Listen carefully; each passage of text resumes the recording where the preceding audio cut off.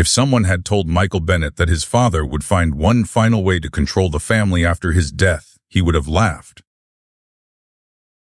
As it turned out, he did laugh. For about 10 seconds. Then everything changed. The conference room on the 32nd floor overlooked most of downtown Chicago. Floor-to-ceiling windows framed a gray morning sky, and rain slid slowly down the glass. The city looked distant, muted. Appropriate, Michael thought. His father was dead. Walter Bennett had been dead for 8 days. 8 days since the funeral. 8 days since politicians, business leaders, charity executives, and people Michael had never seen before stood in line to praise a man who had somehow become more respected in death than he had ever been in life. Michael sat at the polished conference table and checked his watch. 9 o'clock. Exactly. His father would have approved. Walter Bennett had hated lateness. He had hated excuses even more. Michael glanced toward the empty chair at the head of the table. Nobody had sat there. Nobody would. For the first time in more than 40 years, Walter Bennett wasn't controlling the room. At least that's what Michael told himself. Across from him, Claire Bennett was staring out the window. His younger sister looked composed as always. Perfect hair. Perfect posture. Perfect expression. Claire had inherited their father's ability to hide what she was thinking. Michael had inherited his temper. Life wasn't fair. A few seats away, Richard Bennett was scrolling through his phone. The youngest sibling looked relaxed. Too relaxed. Michael suspected it was an act. Everyone knew why they were here. The reading of the will, the estate, the inheritance, the future. Nobody said those words out loud. They didn't need to. The silence said everything. A soft knock interrupted the room. The door opened. Eleanor Price entered carrying 3 thick folders and a black leather case. The attorney looked exactly as she always had. Calm. Organized. Unimpressed by wealth. Michael had known Eleanor for nearly 20 years. She had represented Walter longer than that. If there was anyone Walter trusted completely, it had been her. Which meant she knew things. Probably a lot of things. Good morning, Eleanor said. Nobody returned a greeting. She didn't seem surprised. Eleanor placed the folders on the table and sat down. For a moment she simply looked at the 3 siblings. Studying them. Measuring them. Michael hated that. His father used to do the same thing. Finally, Eleanor opened the leather case. Inside was a stack of documents. The will.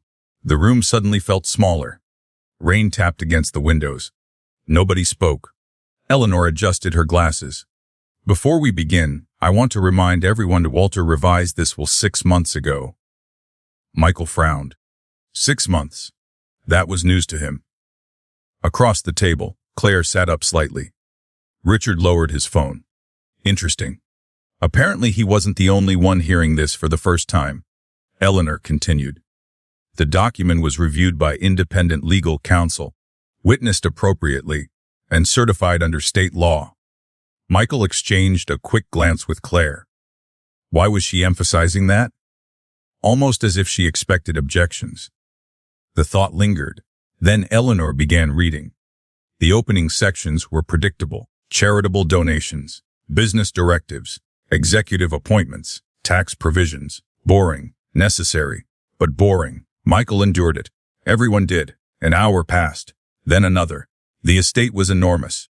Walter Bennett had built one of the largest logistics companies in the Midwest.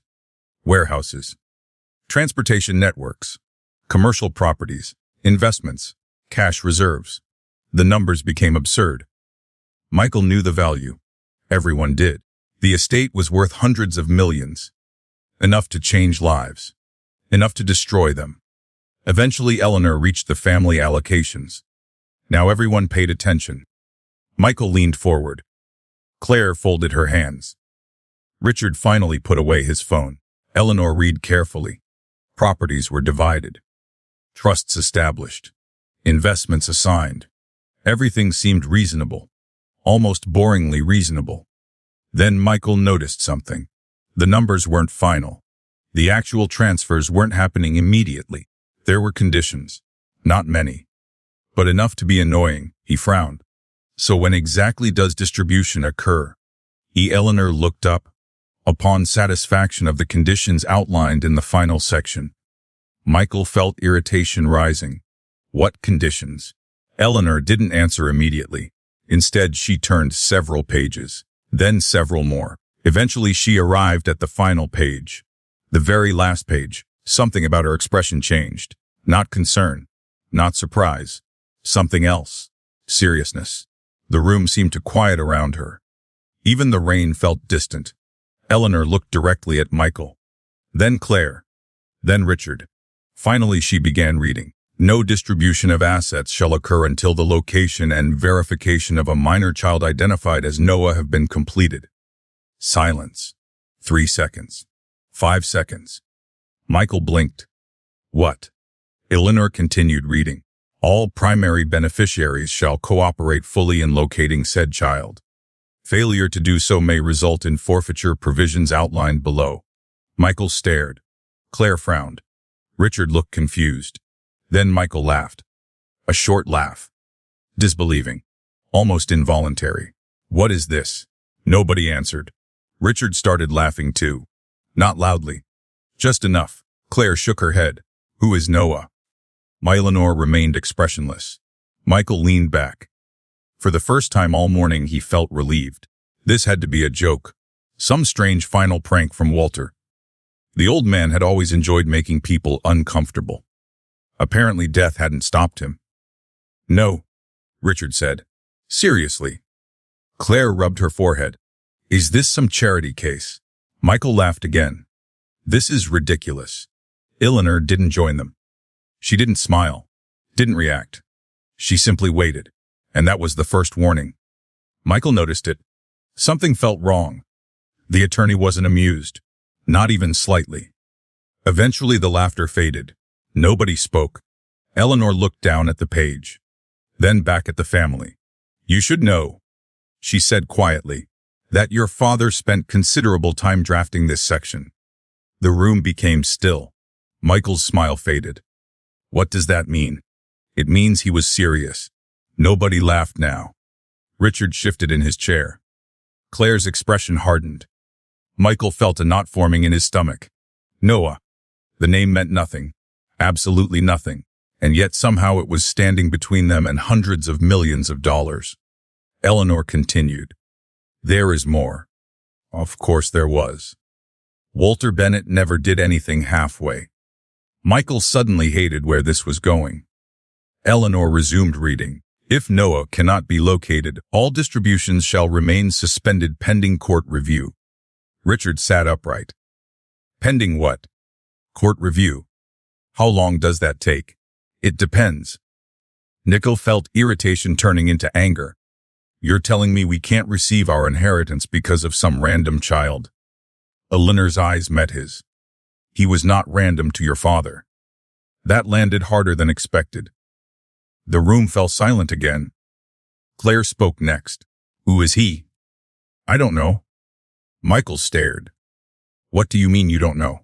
I mean exactly that. Eleanor folded her hands.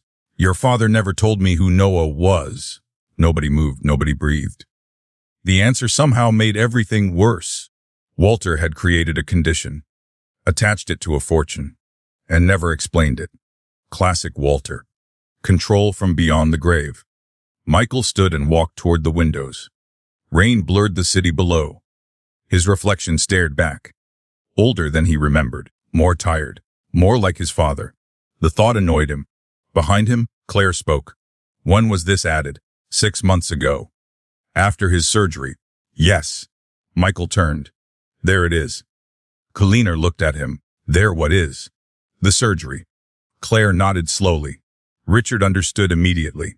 The implication hung in the air. Mental decline, confusion, memory issues, maybe even dementia. It would explain everything. A mysterious child. A bizarre condition. An impossible request.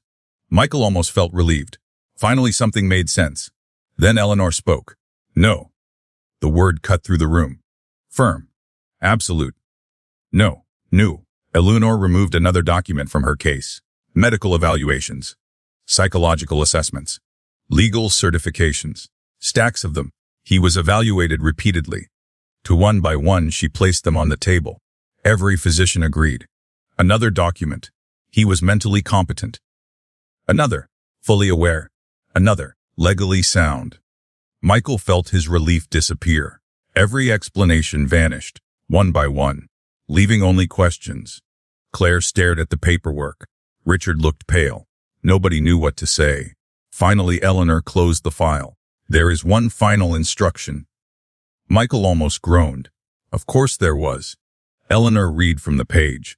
The search for Noah shall begin immediately. Silence. Then, and no beneficiary receive any distribution until he is found. The room froze. For several seconds nobody moved. Nobody spoke. Nobody even seemed to breathe. Then Michael slowly sat back down. Because for the first time all morning something became painfully clear. This wasn't a joke. This wasn't confusion. This wasn't dementia. Walter Bennett had known exactly what he was doing. And somehow, somewhere, a child named Noah held the key to everything. The inheritance, the estate, the fortune, the future. Michael looked at his brother, then his sister, then Eleanor. Nobody was laughing anymore. And somewhere beyond the rain-covered windows, hidden from all of them, was a child they had never heard of. A child who had just become the most important person in their lives. Without even knowing it. Before we get into what happened next, I want to ask you something. If your parent left behind a fortune worth hundreds of millions of dollars, but the inheritance depended on finding a child nobody had ever heard of, what would your first reaction be? Would you think it was a mistake? Or would you assume your parent was hiding a secret? Let me know in the comments, because Michael Bennett was about to learn the answer the hard way. The laughter didn't stop all at once. It faded, slowly, like a bad joke that nobody wanted to admit wasn't funny anymore. Michael Bennett leaned back in his chair and stared at the final page of the will lying in front of him. Noah. Just one name. No last name, no address, no explanation, nothing. Walter Bennett had attached the future of an empire to a child who might not even exist. The more Michael thought about it, the more ridiculous it became. Across the table, Richard broke the silence first. There has to be more. Eleanor Price looked up. More. An address. A file. A photograph. Something. There isn't. Richard frowned. That's impossible. It isn't. Michael rubbed his temples. You're telling me my father expected us to find a child with one name? Eleanor calmly folded her hands. He expected someone to find him. The wording bothered Michael. Not us. Someone. As though Walter already knew who would step forward. Or who wouldn't. Claire stood and walked toward the windows. The rain had intensified. Traffic crawled through the streets below. For several moments she remained silent. Then she turned. Did he ever mention Node? Eleanor shook her head. No. Not once. No. Michael immediately knew she was telling the truth. Eleanor wasn't a woman who played games. If she knew something, she'd say so. If she didn't, she'd tell you that too. The problem was that her answer created an even bigger question. How could Walter build an entire section of his will around someone and never mention that person to the attorney handling his estate? It didn't make sense. Nothing about this made sense. Richard suddenly laughed again. Short. Bitter. Disbelieving. You know what I think? Nobody answered. I think Dad was testing us. Michael looked over. Testing us? Sure. Richard spread his hands. Think about it. He pointed toward the will. He spends 80 years controlling everyone around him. Another gesture. He dies. Another. And somehow he's still controlling us. The Claire frowned. You think Noah is fake. I think Noah is a message. Michael considered it. Actually, that wasn't the worst theory. Walter loved lessons. Loved tests. Loved making people prove themselves. Their entire childhood had been one long examination. Grades. Sports, careers, relationships, everything was measured. Everything was evaluated. Everything was judged. Maybe Richard was right. Maybe this was one final challenge. One last opportunity for Walter Bennett to remind everyone who was in charge, even from a grave. Eleanor interrupted the thought. If Noah doesn't exist, the estate remains frozen. Richard's smile disappeared. You're serious? Completely. Silence returned. Michael glanced at the paperwork. Hundreds of millions of dollars. Commercial properties. Investments. Company shares. Everything sitting behind an invisible wall. Because of one child. A child nobody knew. A child nobody had ever heard of. A child who wasn't even in the room. The absurdity of it all made Michael angry. Very angry. He pushed his chair back. What exactly are we supposed to do? Eleanor slid another folder across the table. Your father anticipated that question. Of course he did. Michael opened the folder. Inside was a single sheet of paper. 3 lines. That was all. Find Noah. Verify his identity. Bring proof before the court. Michael stared. Then looked up. That's it. That's it. He laughed again. This time nobody joined him, not even Richard. The room had passed the point where any of this felt funny. Claire returned to the table. What happens if someone finds him? The estate process continues. And if nobody finds him? Eleanor's expression remained unchanged. Then nobody receives anything. Richard cursed under his breath. Michael couldn't blame him. The entire situation was becoming increasingly insane. He suddenly remembered something. How long? Eleanor looked at him. How long what? How long has this Noah person existed in the will? For the first time, Eleanor opened another file. She checked a document. Then another. Finally she answered. 6 months. Michael frowned. The same answer again. 6 months. Always 6 months. Every road seemed to lead back there. Walter's surgery. The revised will. The mysterious child. Something had happened 6 months ago. Something significant. Something important enough to rewrite an estate worth hundreds of millions. Claire apparently reached the same conclusion. What happened 6 months ago? Eleanor hesitated. Not long. Just enough for everyone to notice. Then she spoke. Your father requested several private meetings. Michael sat up. With who? I don't know. What do you mean you don't know? He didn't tell me. Richard shook his head. Convenient. Eleanor's eyes narrowed. Careful. The warning landed immediately. Richard raised his hands. Fine. But Michael could see the frustration growing. Everyone felt it. The conversation had become a maze. Every answer created 3 more questions. Every clue led nowhere. And at the center of everything stood a child named Noah. A child nobody could find. A child nobody could identify. A child who might be holding the future of the Bennett fortune. The thought was absurd, yet completely real. The meeting continued for another hour. Legal procedures, court requirements, administrative details. None of it mattered. Not really. Nobody cared about paperwork anymore. Everyone cared about Kenny more. Eventually, Eleanor closed the final folder. We are finished for today. Nobody moved. Nobody seemed ready to leave. Michael looked around the room. The atmosphere had changed. When they'd arrived that morning, they had expected answers. Instead, they had received a mystery. A very expensive mystery. Claire gathered her belongings first. Before leaving, she paused beside the table. I don't think Noah is fake. Michael looked up. Why? She considered the question, then answered quietly. Because Dad never joked about money. Nobody responded. Because she was right. Walter Bennett had many flaws. A long list of flaws. But he never treated business like a game, never.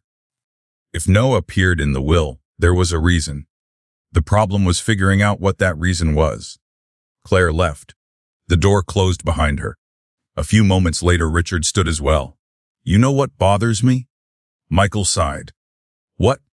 Richard stared at the final page. The name? What about it? It's too simple. Michael frowned. I don't understand. Richard tapped the paper.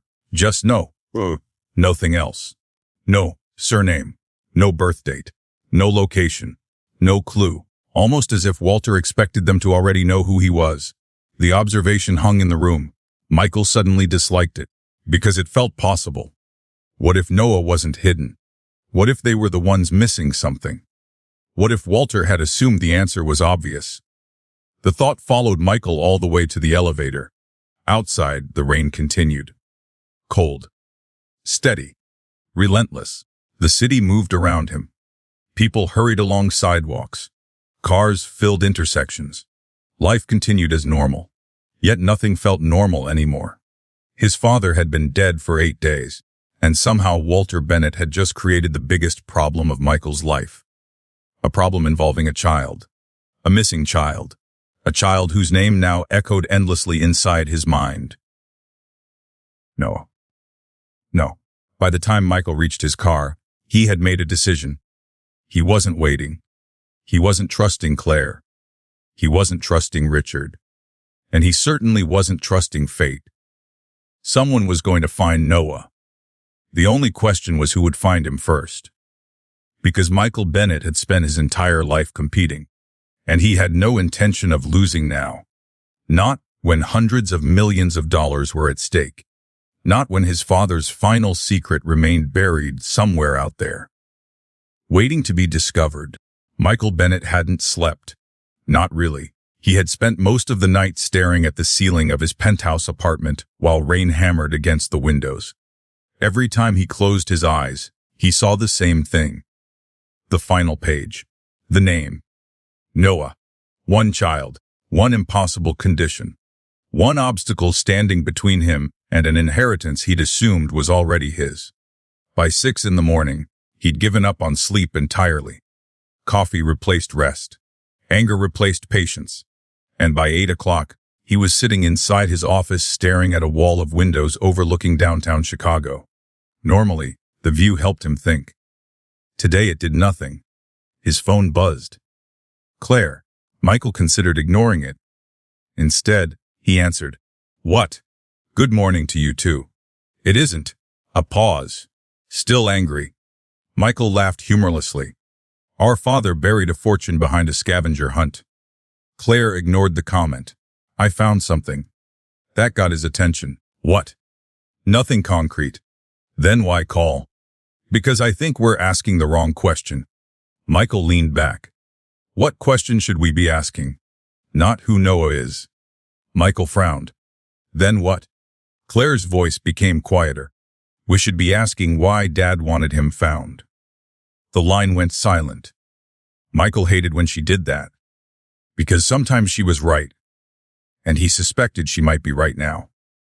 Unfortunately, it didn't make the situation any less frustrating. If you learn anything useful, he said, call me. Then he hung up. 10 minutes later, his assistant entered carrying a folder. Mr. Bennett. Michael looked up. What? You asked for your father's travel records. Right. The folder landed on his desk. Michael immediately opened it. Flights. Hotels. Meetings. Appointments. Years of activity. At first glance, nothing looked unusual. Then one location caught his attention. Milford, a small Illinois town nearly 3 hours outside Chicago. Michael frowned. His father had visited 5 times during the previous year. Why? Walter hated small towns. Hated long drives. Hated wasting time. Yet there it was. 5 visits. All private. All unannounced. Michael picked up his phone. For the first time, he felt as though he might actually be following a trail. Meanwhile, across the city, Claire was standing inside the Bennett mansion. The house felt different without Walter. Too quiet. Too empty. For decades the place had revolved around his presence. His routines, his rules, his expectations. Now only silence remained. Claire slowly walked through the library. She had spent most of the previous evening searching through old photographs, family albums, business events, holiday gatherings. Anything that might reveal a clue. So far she'd found nothing. No Noah. No mystery child. No hidden relative. Nothing. She sighed. Then noticed something unusual. One of the bookshelves seemed slightly out of place. The gap between two shelves was uneven, small, almost invisible. But enough. Curious, Claire stepped closer. Her fingers traced the edge. Something clicked. A hidden compartment opened. Claire froze. Inside sat a single envelope, yellowed, unmarked. Her pulse quickened. Slowly she removed it. Inside was a folded letter. The handwriting belonged to Walter. She knew immediately. The letter wasn't addressed to her, or Michael, or Richard. The first line simply read, "To the person who finds this." Claire stared, then continued reading. The letter was short. Only a few paragraphs.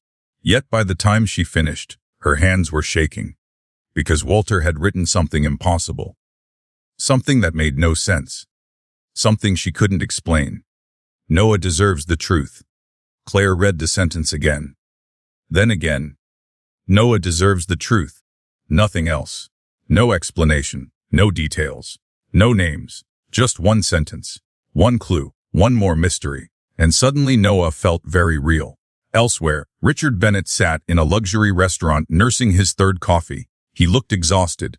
Because unlike Michael, Richard hadn't spent the night searching records. He'd spent it drinking. Trying to forget. Trying to stop thinking. Trying to convince himself this entire situation was absurd. The attempt had failed. His phone buzzed. A text message. Unknown number. Richard frowned. The message contained only 6 words. "Stop looking for Noah." His blood ran cold. He stared at the screen. Then looked around the restaurant. Nobody seemed interested in him. Nobody appeared suspicious. Yet someone had sent the message. Someone knew. Someone was watching.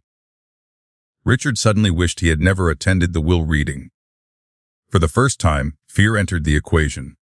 Real fear. Because mysteries were one thing. Warnings were another.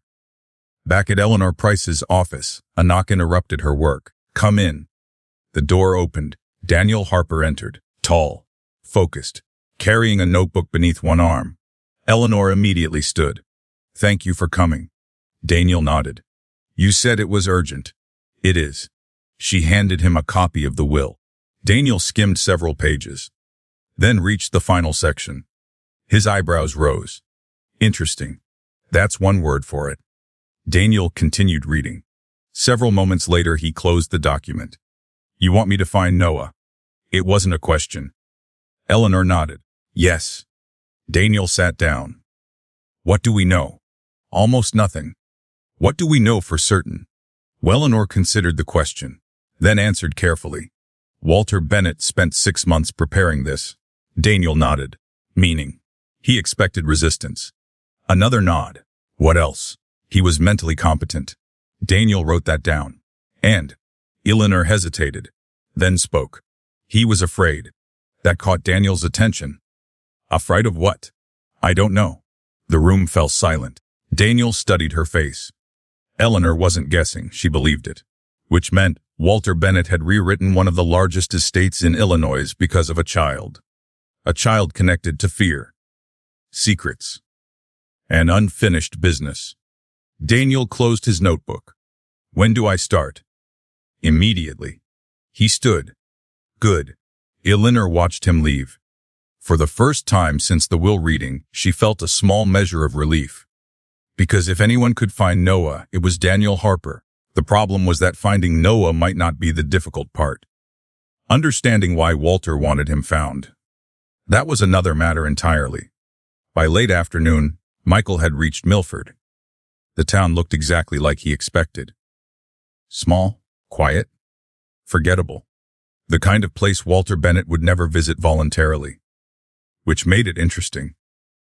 Michael parked outside a diner and stepped inside. The waitress greeted him politely. He barely noticed. His attention had already fixed on a framed photograph hanging behind the counter. A community fundraiser. Several years old. Dozens of people smiling for the camera. Michael was about to look away when something caught his eye. An elderly man standing near the back. Walter Bennett. Michael froze. His father was smiling. Not a business smile. Not a public smile. A genuine smile. and standing beside him was a young woman I had never seen before. The photograph offered no explanation, no answers, only more questions. The waitress noticed his interest. "You know them?" Michael pointed toward Walter. "That's my father." The waitress blinked. "The old gentleman?" Michael nodded.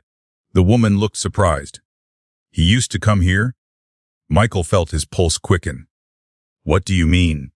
"He came every few months." The room suddenly seemed smaller. Every instinct told him he was getting close to something important. Something hidden. Something Walter had worked very hard to protect. And for the first time since the reading of the will, Michael realized something. Noah wasn't the mystery. Noah was the answer. The real mystery was Walter Bennett. And whatever secret he'd taken to his grave, Daniel Harper hated cases that started with almost nothing. This one started with less than that. A first name, no last name, no photograph, no birth certificate, no address, no school records, no medical records. Nothing, just Noah. And somehow an entire fortune depended on finding him. Daniel sat alone in his office, reviewing everything Eleanor had provided. The file wasn't thick. That bothered him. Walter Bennett had spent 6 months rewriting one of the largest estates in Illinois, yet the file connected to Noah contained almost no information. That wasn't an accident. Walter had either hidden the details or somebody else had. Daniel leaned back in his chair. Outside his office window, the city moved beneath gray skies. Inside, his evidence board remained almost empty. A rare sight. Normally there were names, dates, connections, timelines. Not this time. Just a single card pinned to the center. Noah. The lone word seemed almost mocking. Daniel stared at it, then reached for his phone. It was time to start at the beginning. 2-3 hours later, he was sitting across from Eleanor Price. She looked tired. For the first time since they'd met, Daniel noticed it. Not physically. Emotionally. The case was bothering her. That alone was unusual. "Tell me about Walter," Daniel said. Eleanor frowned. "That's a broad question." "Good." She considered that, then sighed. Walter Bennett trusted very few people. Daniel wrote that down. "What else?" "He planned everything." Another note. "What else?" "I never acted impulsively." Daniel nodded. That matched what he'd already learned. Successful businessmen often believed they controlled everything. Walter apparently had, even after death. Eleanor folded her hands. "What are you looking for?" "A mistake. A mistake. People always make one." Eleanor almost smiled. "Not Walter. Everyone." The attorney remained unconvinced. Daniel couldn't blame her. The more he learned about Walter Bennett, the more the man resembled a chess player who thought 10 moves ahead. Unfortunately for Walter, every strategy left traces. And Daniel made a living finding traces. That afternoon, he visited the county records office. The search began simply. Children named Noah, Illinois. Last 10 years. Thousands. Far too many. Daniel narrowed the criteria. Connections to Walter Bennett. Nothing. Connections to Bennett Logistics. Nothing. Connections to known Bennett properties. Still nothing. By evening, he had accomplished exactly 0. A terrible result. Yet something about the failure interested him. Because Noah wasn't appearing anywhere. Not partially. Not indirectly. Not accidentally. Nowhere. That wasn't normal. People left footprints. Children left even more. Schools, doctors, government records, sports leagues, social media, photographs, neighbors. Something always existed. But Noah seemed invisible, as if someone had deliberately erased him. Daniel stared at the empty search results. A chill crawled up his spine. Because there were only 2 possibilities. Either Noah didn't exist, or someone had worked very hard to make sure nobody could find him. 2-2 across town, Michael Bennett returned from Milford carrying more questions than answers. The photograph from the diner sat on his desk. He'd obtained a copy before leaving. Now he studied it again. Walter, the unknown woman, several local residents. Nothing remarkable. Except Walter never should have been there. Not according to everything Michael knew about his father. Walter hated community events. Avoided them whenever possible, yet there he was. Smiling, comfortable, almost happy. Michael hated that photograph because it showed a version of Walter he'd never known. A stranger wearing his father's face. His phone rang. Claire, again. What now? You sound pleasant. I'm busy. I found another letter. Michael sat upright. What did it say? Claire hesitated. Not much. Claire. It mentioned a promise. Michael frowned. A promise to who? I don't know. That's all. No. A pause. Then, Dad wrote that some debts survive longer than the people who create them. The words settled heavily between them. Michael looked toward the photograph. The unknown woman suddenly seemed much more important. What kind of debt? He asked. I don't know. Neither of them spoke. Because both were thinking the same thing. Maybe Noah wasn't connected to money. Maybe he was connected to guilt. Meanwhile, Richard Bennett couldn't shake the text message. Stop looking for Noah. 6 words. Nothing else. No name. No explanation. No number he could identify. He'd tried tracing it. Nothing. The sender had covered their tracks, which somehow made everything worse. Richard sat alone inside his condominium staring at the message again. Who would send it? Why? And more importantly, how did they know he was involved? The questions refused to leave him. A knock at the door interrupted his thoughts. Richard froze. Nobody was supposed to be visiting. Slowly he approached the entrance. Another knock, louder this time. His pulse quickened. Carefully, he looked through the peephole. Nobody. The hallway was empty. Richard frowned, then opened the door. A single envelope rested on the floor. Nothing else. No person. No explanation. Just an envelope. His hands trembled slightly as he picked it up. Inside was a photograph. Richard's blood turned cold. The image showed Walter Bennett, the same unknown woman from Michael's diner photograph, and between them stood a young boy. The boy's face was partially obscured, but not completely. Enough remained visible. Enough to matter. On the back of the photograph someone had written 3 words. Find him first. Richard stared at the message, then at the picture. Then back again. The game had changed. Someone else was searching. The following morning, Daniel received a call, an old contact inside state records. You're looking for a kid. Daniel immediately grabbed a pen. What did you find? The answer surprised him. Nothing. Daniel frowned. That's not helpful. It is if you understand what it means. Silence. Then, the records are missing. Daniel sat up. What records? All of them. A long pause. What exactly are you saying?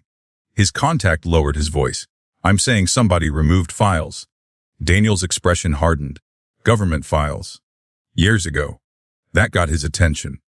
Because government records didn't simply disappear. Not without effort. Not without planning. Not without a reason. What kind of files? I can't discuss that over the phone. Daniel grabbed his jacket. Where are you? The 2 hours later he sat inside a small office reviewing what remained. Which wasn't much. A handful of references. Partial entries. Administrative notes. Fragments. But even fragments told stories. And one fragment stood out. A medical transfer request. Dated 8 years earlier. The name Noah appeared exactly once. Then vanished. No surname. No destination. No follow-up documentation. Nothing. Just enough to prove one thing. Noah existed. Daniel stared at the page. For the first time since accepting the case, he felt genuine certainty. The child was real. And someone had erased the trail. Not recently. Years ago. Which meant the disappearance wasn't connected to the will. It was connected to something much older. Something bigger.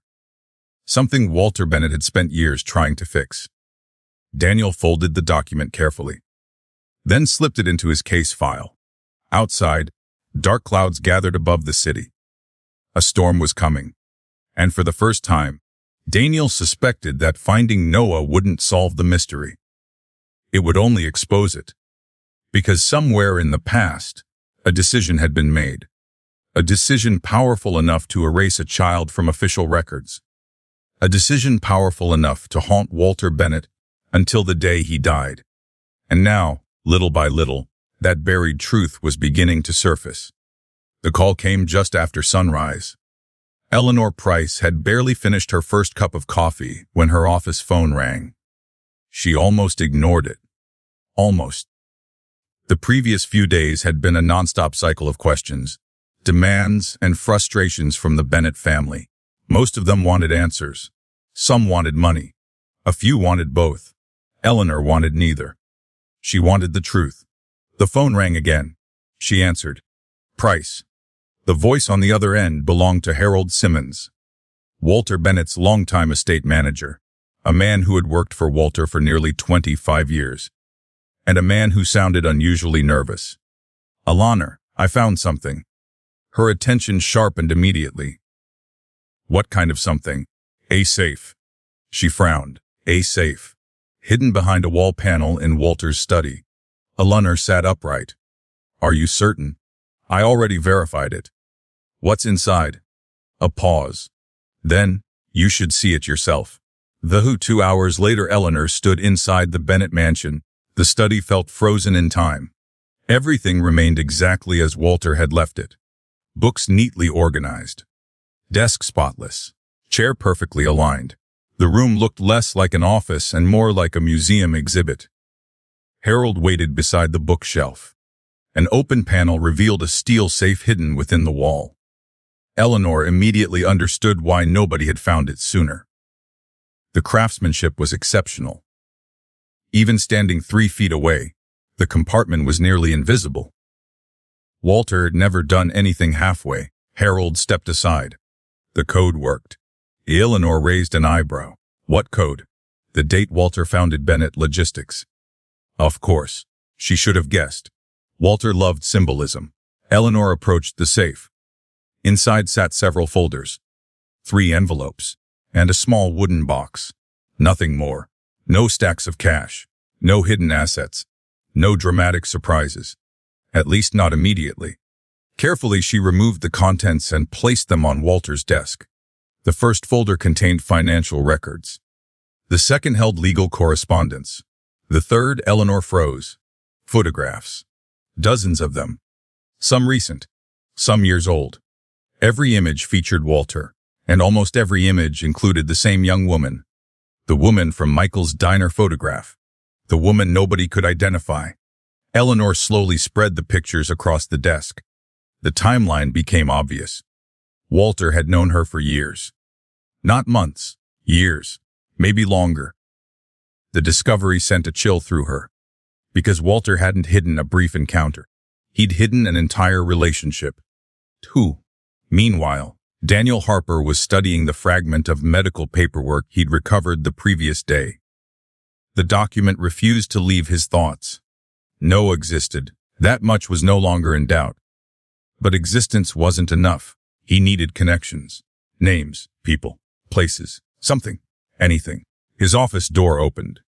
His assistant entered carrying a cardboard archive box. I found another lead. Daniel looked up. What kind of lead? Hospital storage records. His pulse quickened. Please tell me that's good news. Depends. Daniel hated that answer. His assistant handed over a folder. Inside sat several transfer requests. Most were irrelevant. Then one caught his eye. A patient's emergency contact. The form was incomplete, damaged by water years earlier. But one line remained readable. Walter Bennett. Daniel stared. Then read it again. Walter Bennett. Not visitor, not donor, not sponsor, emergency contact. The distinction mattered. A lot. Because people didn't become emergency contacts accidentally. Especially not billionaires. Something connected Walter directly to whoever had filled out that form. And that connection was getting harder to dismiss. Across the city, Michael Bennett was having a very bad morning. The Milford waitress had finally returned his call. The conversation had lasted less than 5 minutes. Yet somehow it had made everything worse. According to her, Walter had visited the diner regularly. Not alone, with the same woman, for years. Years. Michael paced across his office. That wasn't possible. He knew his father's schedule better than anyone. Or at least he'd thought he did. Apparently not. His phone buzzed. A text from Claire. Need to see you. Urgent. Michael immediately called. She answered on the first ring. What happened? I found another letter. Michael closed his eyes. There was always another letter. Every day seemed to uncover a new secret. What does this one say? Claire hesitated. Then read aloud. Some mistakes become responsibilities. Michael remained silent. Claire continued. And some responsibilities survive long after the people who created them are gone. Neither sibling spoke. Because both understood the implication. Walter wasn't talking about business. He wasn't talking about investments. He was talking about a person. And that person was almost certainly Noah. At the Bennett mansion, Eleanor opened the first envelope. Inside sat a handwritten letter. The paper was old, at least 10 years old, perhaps older. The handwriting wasn't Walter's. A woman's. Eleanor began reading. Halfway through the first page she stopped. Read the paragraph again. Then a third time. The woman wasn't asking Walter for money. She wasn't threatening him. She wasn't blackmailing him. She was thanking him. Thanking him for helping her. Thanking him for keeping a promise. Thanking him for protecting Noah. Eleanor's heartbeat quickened.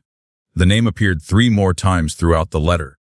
Every mention raised new questions. Every sentence deepened the mystery. When she finished, she sat quietly for several moments. Because one thing had become painfully clear. Walter hadn't discovered Noah recently. He'd known about him for years, possibly since birth. 2. That evening all 3 Bennett siblings gathered once again inside the mansion library. The atmosphere felt different this time. More hostile. More suspicious. Nobody trusted anyone anymore. Michael stood near the fireplace. Claire sat beside a table covered in letters. Richard remained near the doorway. Nobody looked comfortable. Finally, Michael spoke. Eleanor found something. Claire nodded. So did I. Richard looked between them. What? Claire placed one of Walter's letters on the table. Michael added a photograph. Richard stared at both. His expression darkened. Where did you get that? The diner. Richard's stomach tightened, because the photograph looked familiar. Very familiar. Almost identical to the anonymous one he'd received. For a moment he considered telling them. Then decided against it. Not yet. Trust was becoming expensive. And Richard wasn't sure he could afford it anymore. So later that night, after everyone left, Eleanor remained alone in the study. The final envelope still sat unopened. She stared at it. Something about it felt different. More personal. More important. Eventually she opened it. Inside was a single sheet of paper. Walter's handwriting. Just one sentence. No greeting. No signature. No explanation. If you're reading this, Noah is running out of time. Eleanor felt her breath catch. She read it again. Then again. The words didn't change. The meaning didn't soften. Noah's running out of time. Not was. Not had been. Is. Present tense. Walter had written that 6 months ago. Which meant when he revised the will, he believed something was happening. Something urgent. Something dangerous. For the first time since the reading of the will, Eleanor felt genuine fear, because this was no longer about inheritance. No longer about family conflict. No longer about money. A dead man had hidden years of letters. Years of photographs. Years of secrets. And every clue pointed toward the same conclusion. Walter Bennett hadn't used his final will to reveal a mystery. He'd used it to prevent a tragedy. The problem was that nobody yet understood what tragedy he had been trying to stop. And somewhere out there, completely unaware of the chaos surrounding him, was a child named Noah. A child who had become the center of a secret decades in the making. By the end of the week, one thing had become painfully clear. The Bennett family wasn't looking for Noah anymore. They were looking for Walter. Not the businessman, not the billionaire, not the public figure who appeared on magazine covers and charity boards. The other Walter, the one hidden beneath decades of carefully managed appearances. The one who had somehow connected himself to a child nobody could find. A child he had spent years protecting. Daniel Harper sat inside his office staring at the hospital transfer document. The same document he'd examined at least 20 times already. Walter Bennett. Emergency contact. The words continued bothering him. Not because they existed, because of what they implied. Emergency contacts weren't chosen casually, especially by people in difficult situations. The relationship had to be personal, trusted, important, and if Walter had been listed as an emergency contact, then whoever completed that form had relied on him. The question was why. His phone rang. The caller ID displayed a familiar name. Linda Foster, retired nurse. Daniel had spoken to her 2 days earlier. At the time she'd remembered almost nothing. Now she sounded different. Nervous. I remembered something. Daniel immediately grabbed a pen. I'm listening. There was a pause. Then, the woman. Daniel sat upright. What woman? The one connected to Walter Bennett. His pulse quickened. What about her? I remember seeing them together. Daniel stood. When? Several times. The room suddenly felt smaller. What was her name? Another pause, longer this time. Then, Daniel wrote it down. Emily, the first real name connected to the case. The first genuine breakthrough. What else do you remember? Linda exhaled slowly. I remember she was sick. Daniel froze. Sick. Very. The silence that followed felt enormous, because suddenly Walter's hospital visits made sense. Not completely, but enough. Enough to create a terrifying possibility. 2 hours later, Daniel sat across from Linda inside a quiet suburban coffee shop. The retired nurse looked uncomfortable, as though she regretted agreeing to meet. Daniel couldn't blame her.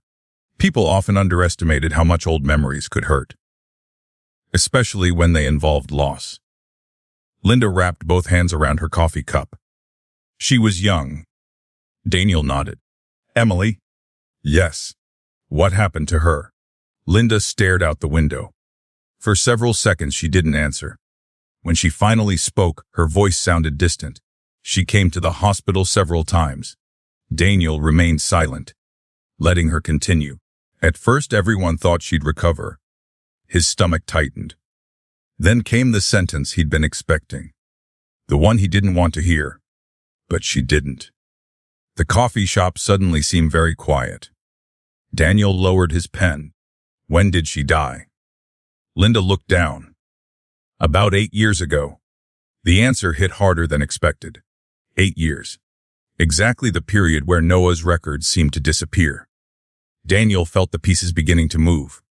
Not enough to complete the puzzle, but enough to reveal its shape. What about Walter? Linda nodded slowly. He visited often. How often? A lot. The nurse looked genuinely surprised by the memory.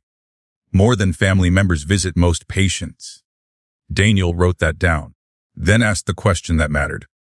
What was his relationship to Emily? Linda frowned. I never knew. Did anyone? Knew. Daniel studied her expression. She wasn't hiding information. She genuinely didn't know, which meant Walter had somehow maintained a close relationship while keeping it invisible. That took effort. A lot of effort. And Walter Bennett excelled at effort. 2 across town, Claire sat alone inside the mansion library reading through another stack of letters. Most contained nothing useful. Business discussions. Investment summaries. Charity correspondence. Normal things. Then she found a letter dated 9 years earlier. Her attention sharpened. The timing mattered. 9 years ago meant before Noah disappeared from public records. Before the revised will. Before the mystery began. The letter wasn't addressed to Walter. It was addressed from him. Claire immediately began reading. Halfway through the page she stopped. Then read the paragraph again. because it contained a sentence she never expected. "You promised me Noah would never pay for our mistakes." Claire stared at the words. "Our mistakes. Not my mistake. Not your mistake. Our mistakes." Plural. Shared. The distinction mattered. Walter hadn't been acting alone. Someone else had been involved. Someone connected to Noah. Someone connected to Emily. The web kept expanding, and every new thread led further away from the family she thought she knew. And meanwhile, Michael Bennett had become obsessed. The photograph from Milford sat permanently on his desk. Every day he studied it. Every day he found something new. Today it was Walter's expression, the smile. It looked genuine, which bothered Michael more than anything else, because Walter rarely smiled around his own children. Not like that. Not openly. Not warmly. Yet somehow he'd smiled for Emily. The realization hurt more than Michael wanted to admit. His father had given a stranger something he'd rarely given his own family. Affection. The thought followed him throughout the afternoon, until another call arrived. This one from Daniel. Michael answered immediately. "What did you find?" Daniel hesitated. "A name." Michael sat upright. "What name?" "Emily." The room became still. Finally, a real lead, a real person, a real connection. "What do we know about her?" Daniel looked at the note spread across his desk. "Not enough." "What does that mean?" "It means she died 8 years ago." Silence. Michael's grip tightened around the phone. 8 years ago, the same period when Noah vanished. The same period when records disappeared. The same period everything changed. None of it felt accidental anymore. That evening Daniel returned to the hospital. The building looked different at night. Older. Tired. The fluorescent lighting created long shadows across empty corridors. A janitor directed him toward storage archives. The room smelled of paper and dust. Thousands of files lined metal shelves. Years of forgotten lives. Daniel searched for nearly 2 hours. Most of the records were useless.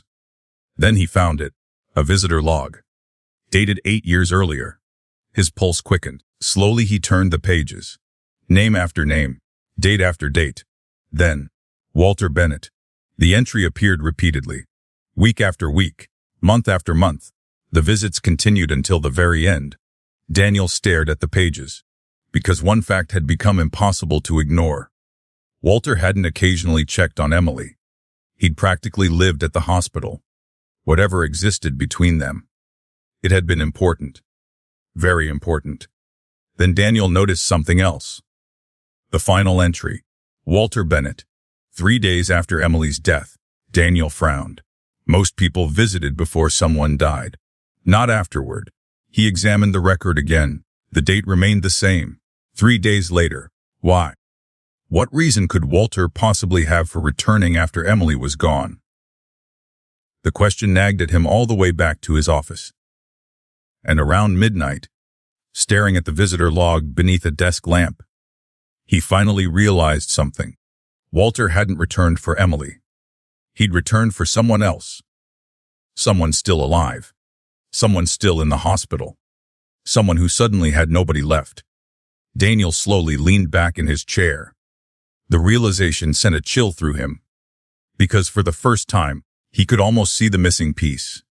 A dying woman, a child, a billionaire carrying guilt, and a promise made beside a hospital bed. The pieces weren't complete yet, but they were getting close, very close. And somewhere buried in those final days was the answer Walter Bennett had spent years protecting. An answer that was no longer hidden as carefully as he believed. Because little by little, the past was beginning to give up its secrets. The promise changed everything. Daniel Harper couldn't stop thinking about it. A dying woman. A child left behind. Walter Bennett returning to the hospital after her death. None of those facts existed independently anymore. They were connected. The question was how, and more importantly, why had Walter hidden it from everyone? Daniel sat alone in his office shortly after sunrise. The visitor logs were spread across his desk. Photographs covered one wall. Medical records covered another. At the center of everything sat a single name. Emily. For days Noah had been the focus. Now Daniel realized that might have been a mistake. People kept searching for the child. But the answers were hiding with the mother. He picked up the phone. Time to learn who Emily really was. Across the city, Michael Bennett was discovering something far more personal. His father had lied. Not once, not twice. Repeatedly. The realization hit harder than he expected.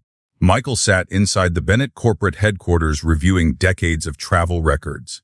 The deeper he looked, the worse it became. Milford, Rockford, Joliet. Small towns scattered throughout Illinois. Places Walter supposedly never visited, except he had. Again and again. Always quietly. Always alone. Always without telling anyone. Michael rubbed his eyes. His father had controlled every detail of the family's lives. Who they met. Where they worked. What they studied. Which opportunities mattered. Which relationships didn't. Walter Bennett always demanded honesty from everyone else. Yet apparently he'd been living an entirely separate life. The hypocrisy made Michael furious. His office door opened. His assistant entered. "You wanted the expense reports." Michael nodded. "Leave them." The folder landed on his desk. He opened it immediately. At first nothing stood out. Fuel receipts, hotel invoices, business lunches, routine expenses. Then he saw a recurring payment. Every month. Same amount, same destination. Nearly 8 years. Michael leaned forward. The payments had gone to a trust account. Private. Anonymous. Protected. His pulse quickened. Because Walter Bennett hadn't simply known Emily. He'd been supporting someone financially. For years. Meanwhile, Claire sat inside the mansion library, surrounded by old family albums. The room looked like an archive now. Photographs covered tables. Letters occupied chairs. Documents sat stacked across the floor. She had stopped caring about appearances 2 days earlier. Something wasn't right. Every new discovery reinforced the feeling. And today she found another one. A Christmas photograph. 10 years old. At first glance it seemed ordinary. Walter. Michael. Richard. Claire. Several relatives. A perfectly normal family gathering. Then Claire noticed something. Walter wasn't looking at the camera. He was looking off frame. Toward someone else. Someone excluded from the picture. Claire stared at the image.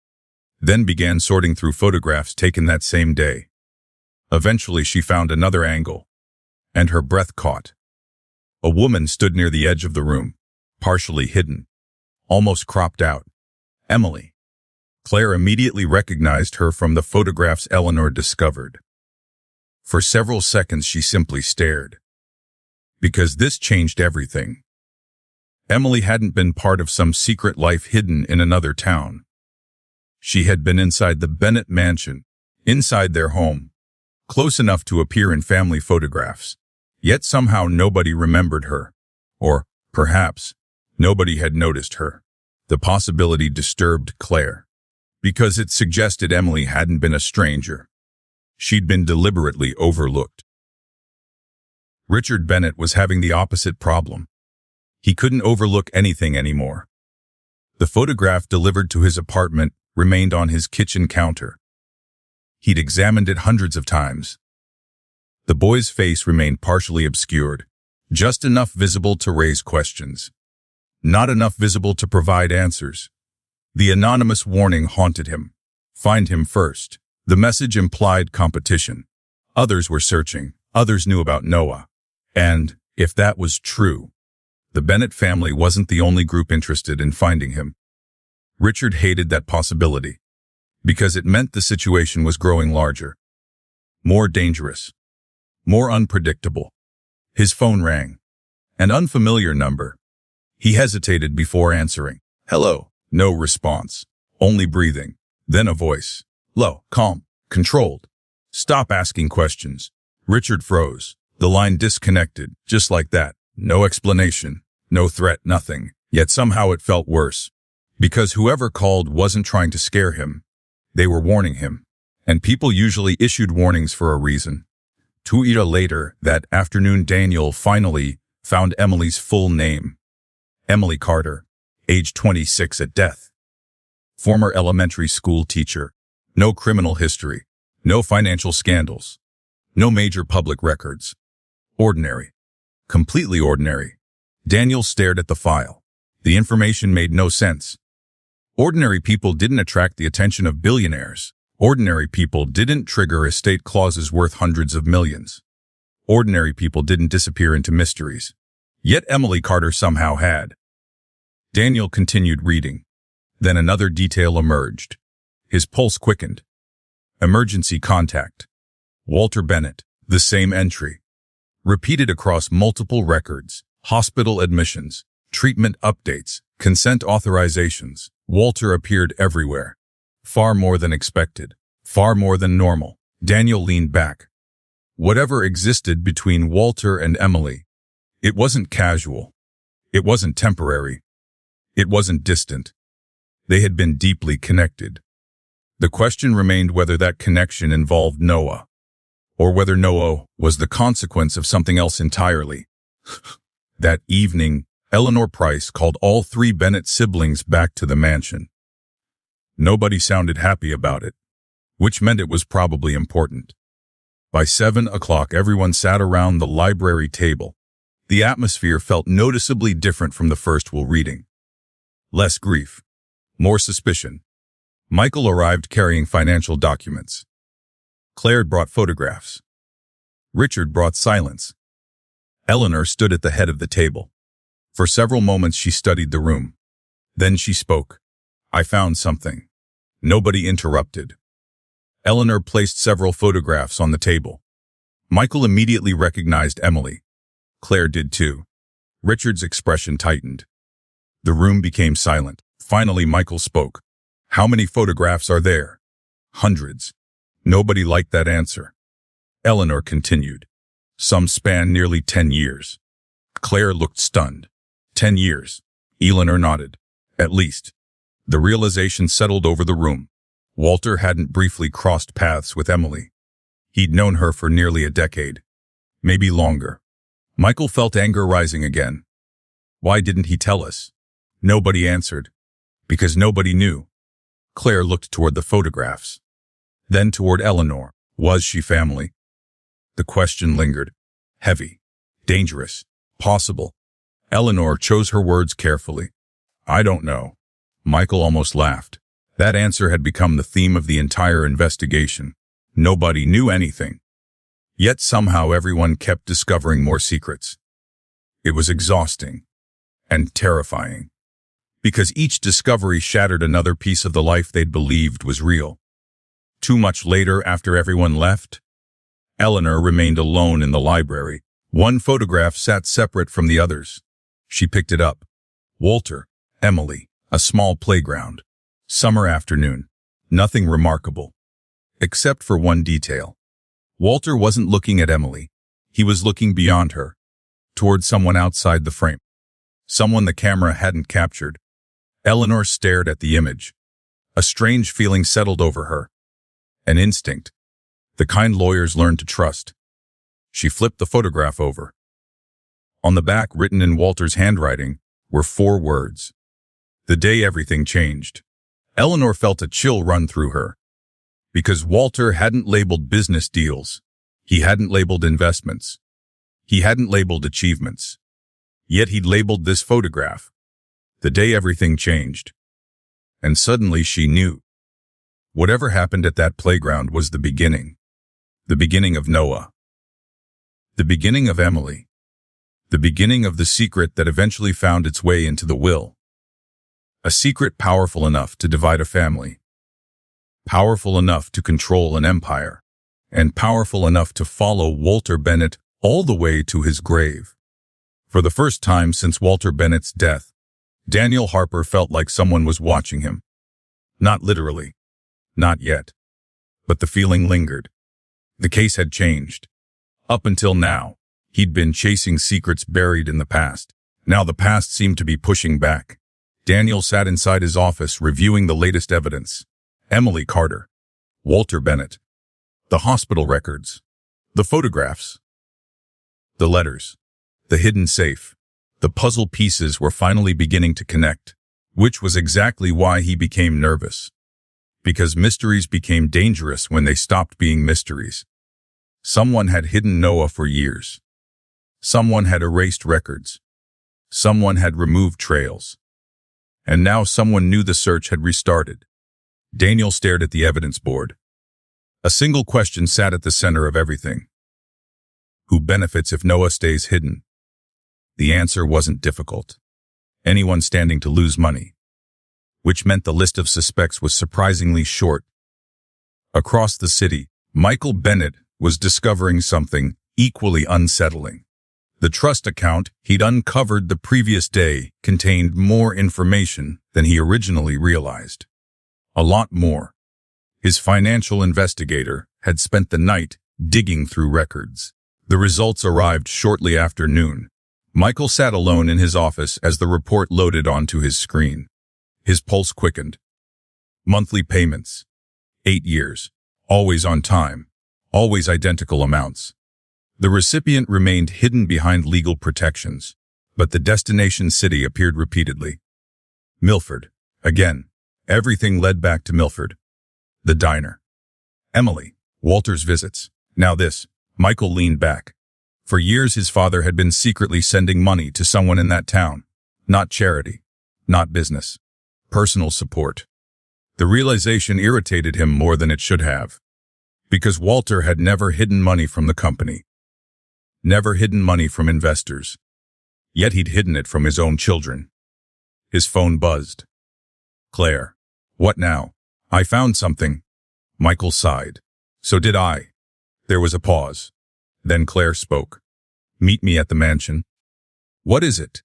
You need to see it. The call ended. Michael hated when people copied their father's habits. When Michael arrived at the mansion, Claire was already waiting. Several photographs covered the library table. Richard stood nearby looking unusually uncomfortable. Michael immediately noticed that. Richard rarely looked uncomfortable. Normally he joked through difficult situations. Not today. Claire pointed toward a photograph. Look. Michael picked it up. His stomach tightened.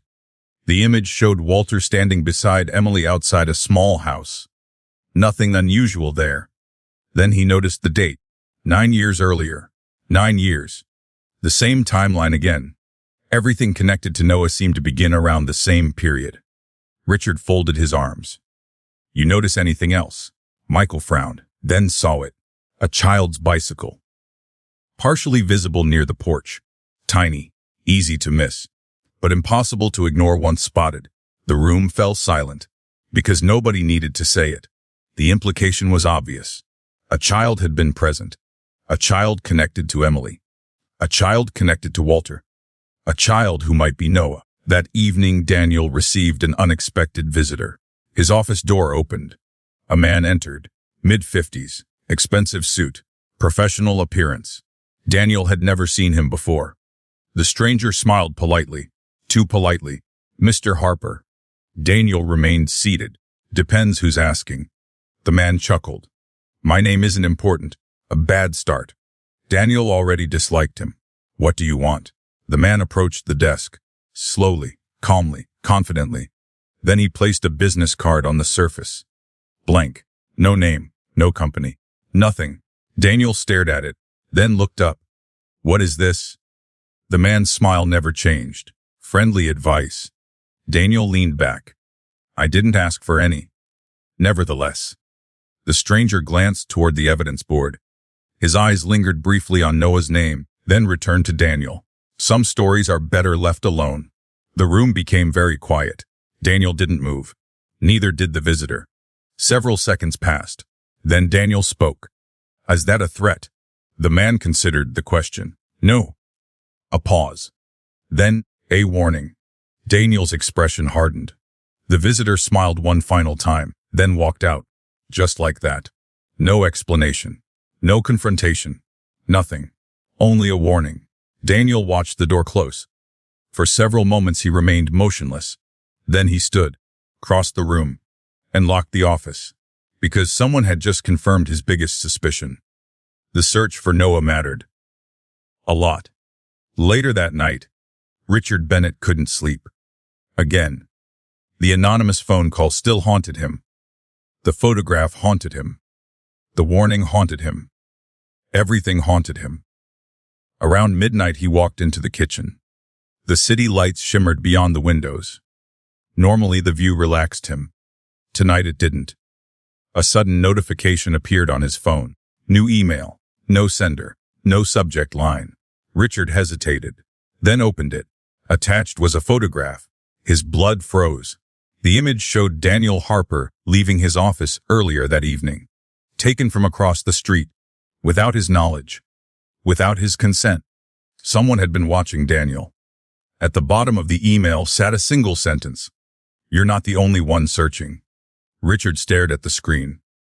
Then read it again. The message wasn't meant for Daniel. It was meant for him. A reminder. A warning. A promise. Someone else was involved. Someone organized. Someone careful. And someone willing to watch people without being seen. Richard suddenly felt very small.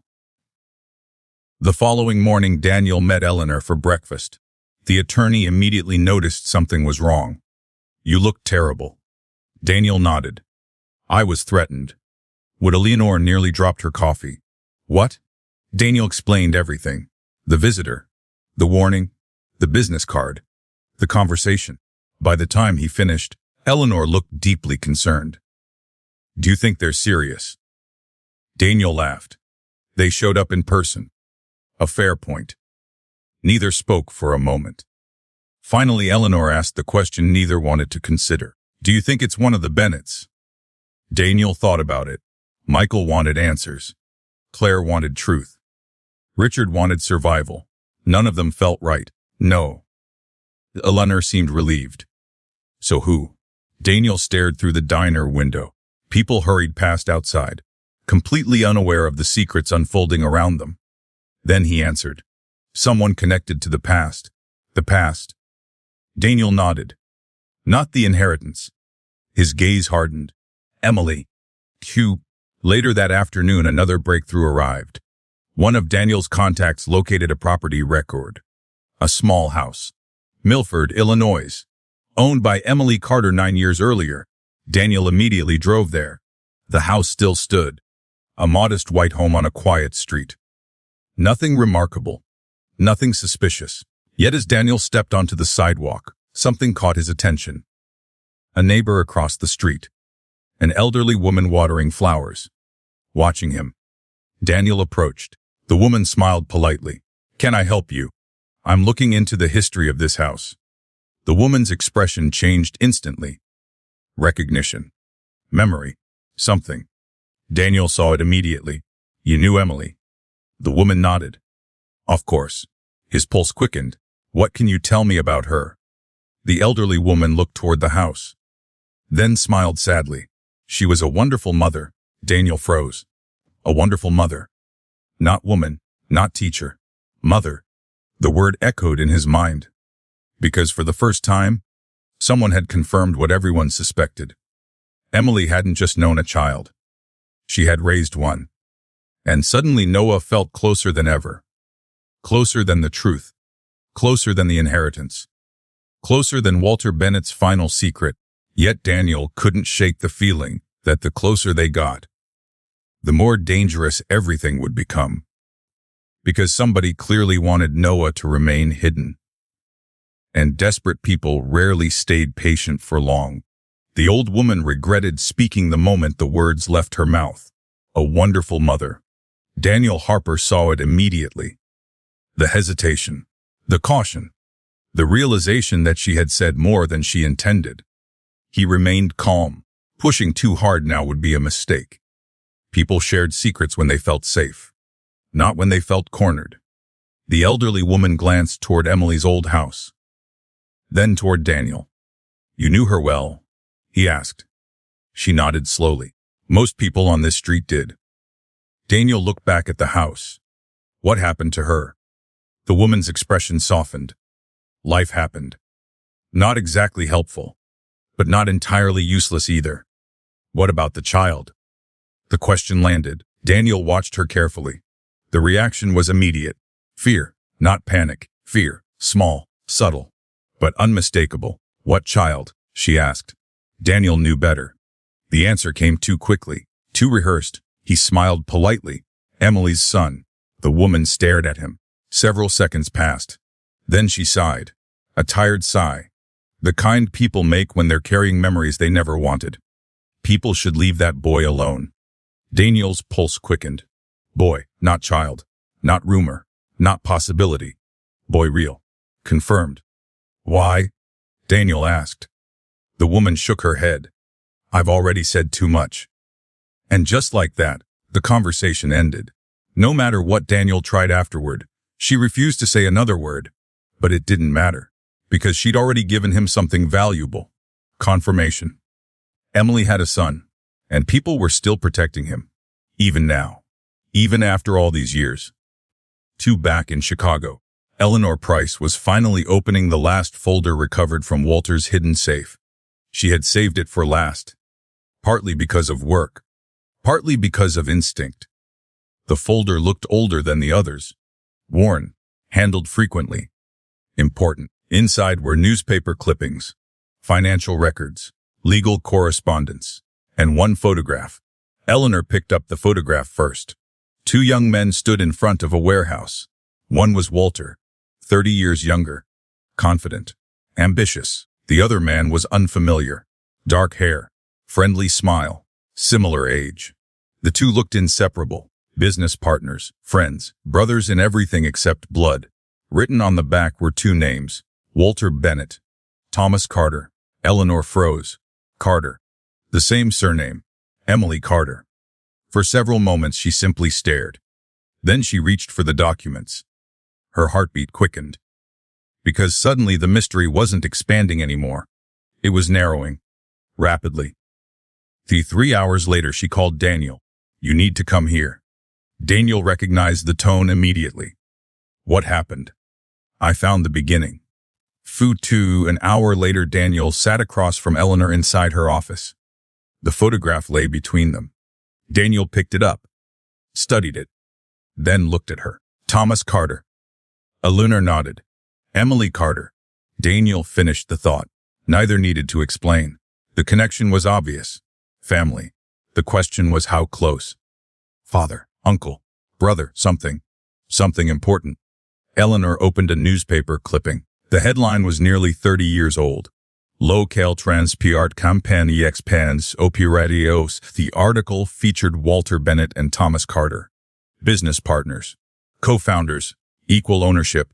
Daniel's eyes narrowed. Equal. At the beginning. Eleanor slid another document across the table. A buyout agreement. Years later. Thomas Carter's name vanished. Walter's remained. Daniel read silently, then frowned. Something happened. Less. What? Eleanor pointed toward another article. Daniel picked it up. His stomach tightened. Industrial accident. 28 years earlier. One fatality. Thomas Carter. The room became silent. Daniel slowly lowered the page. There it was. The first crack. The first major secret. Walter Bennett's business partner hadn't retired. Hadn't sold his shares. Hadn't walked away. He died. And somehow nobody in the Bennett family had ever mentioned him. Meanwhile, Michael Bennett was becoming increasingly frustrated.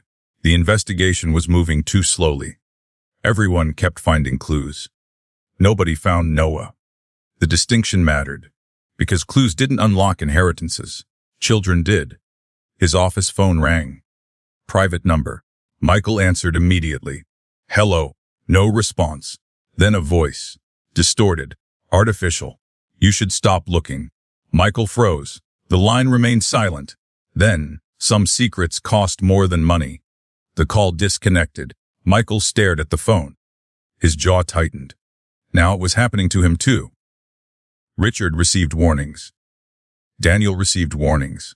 And now someone had contacted him. The question wasn't whether people were watching anymore. They were. The question was why. What exactly were they protecting?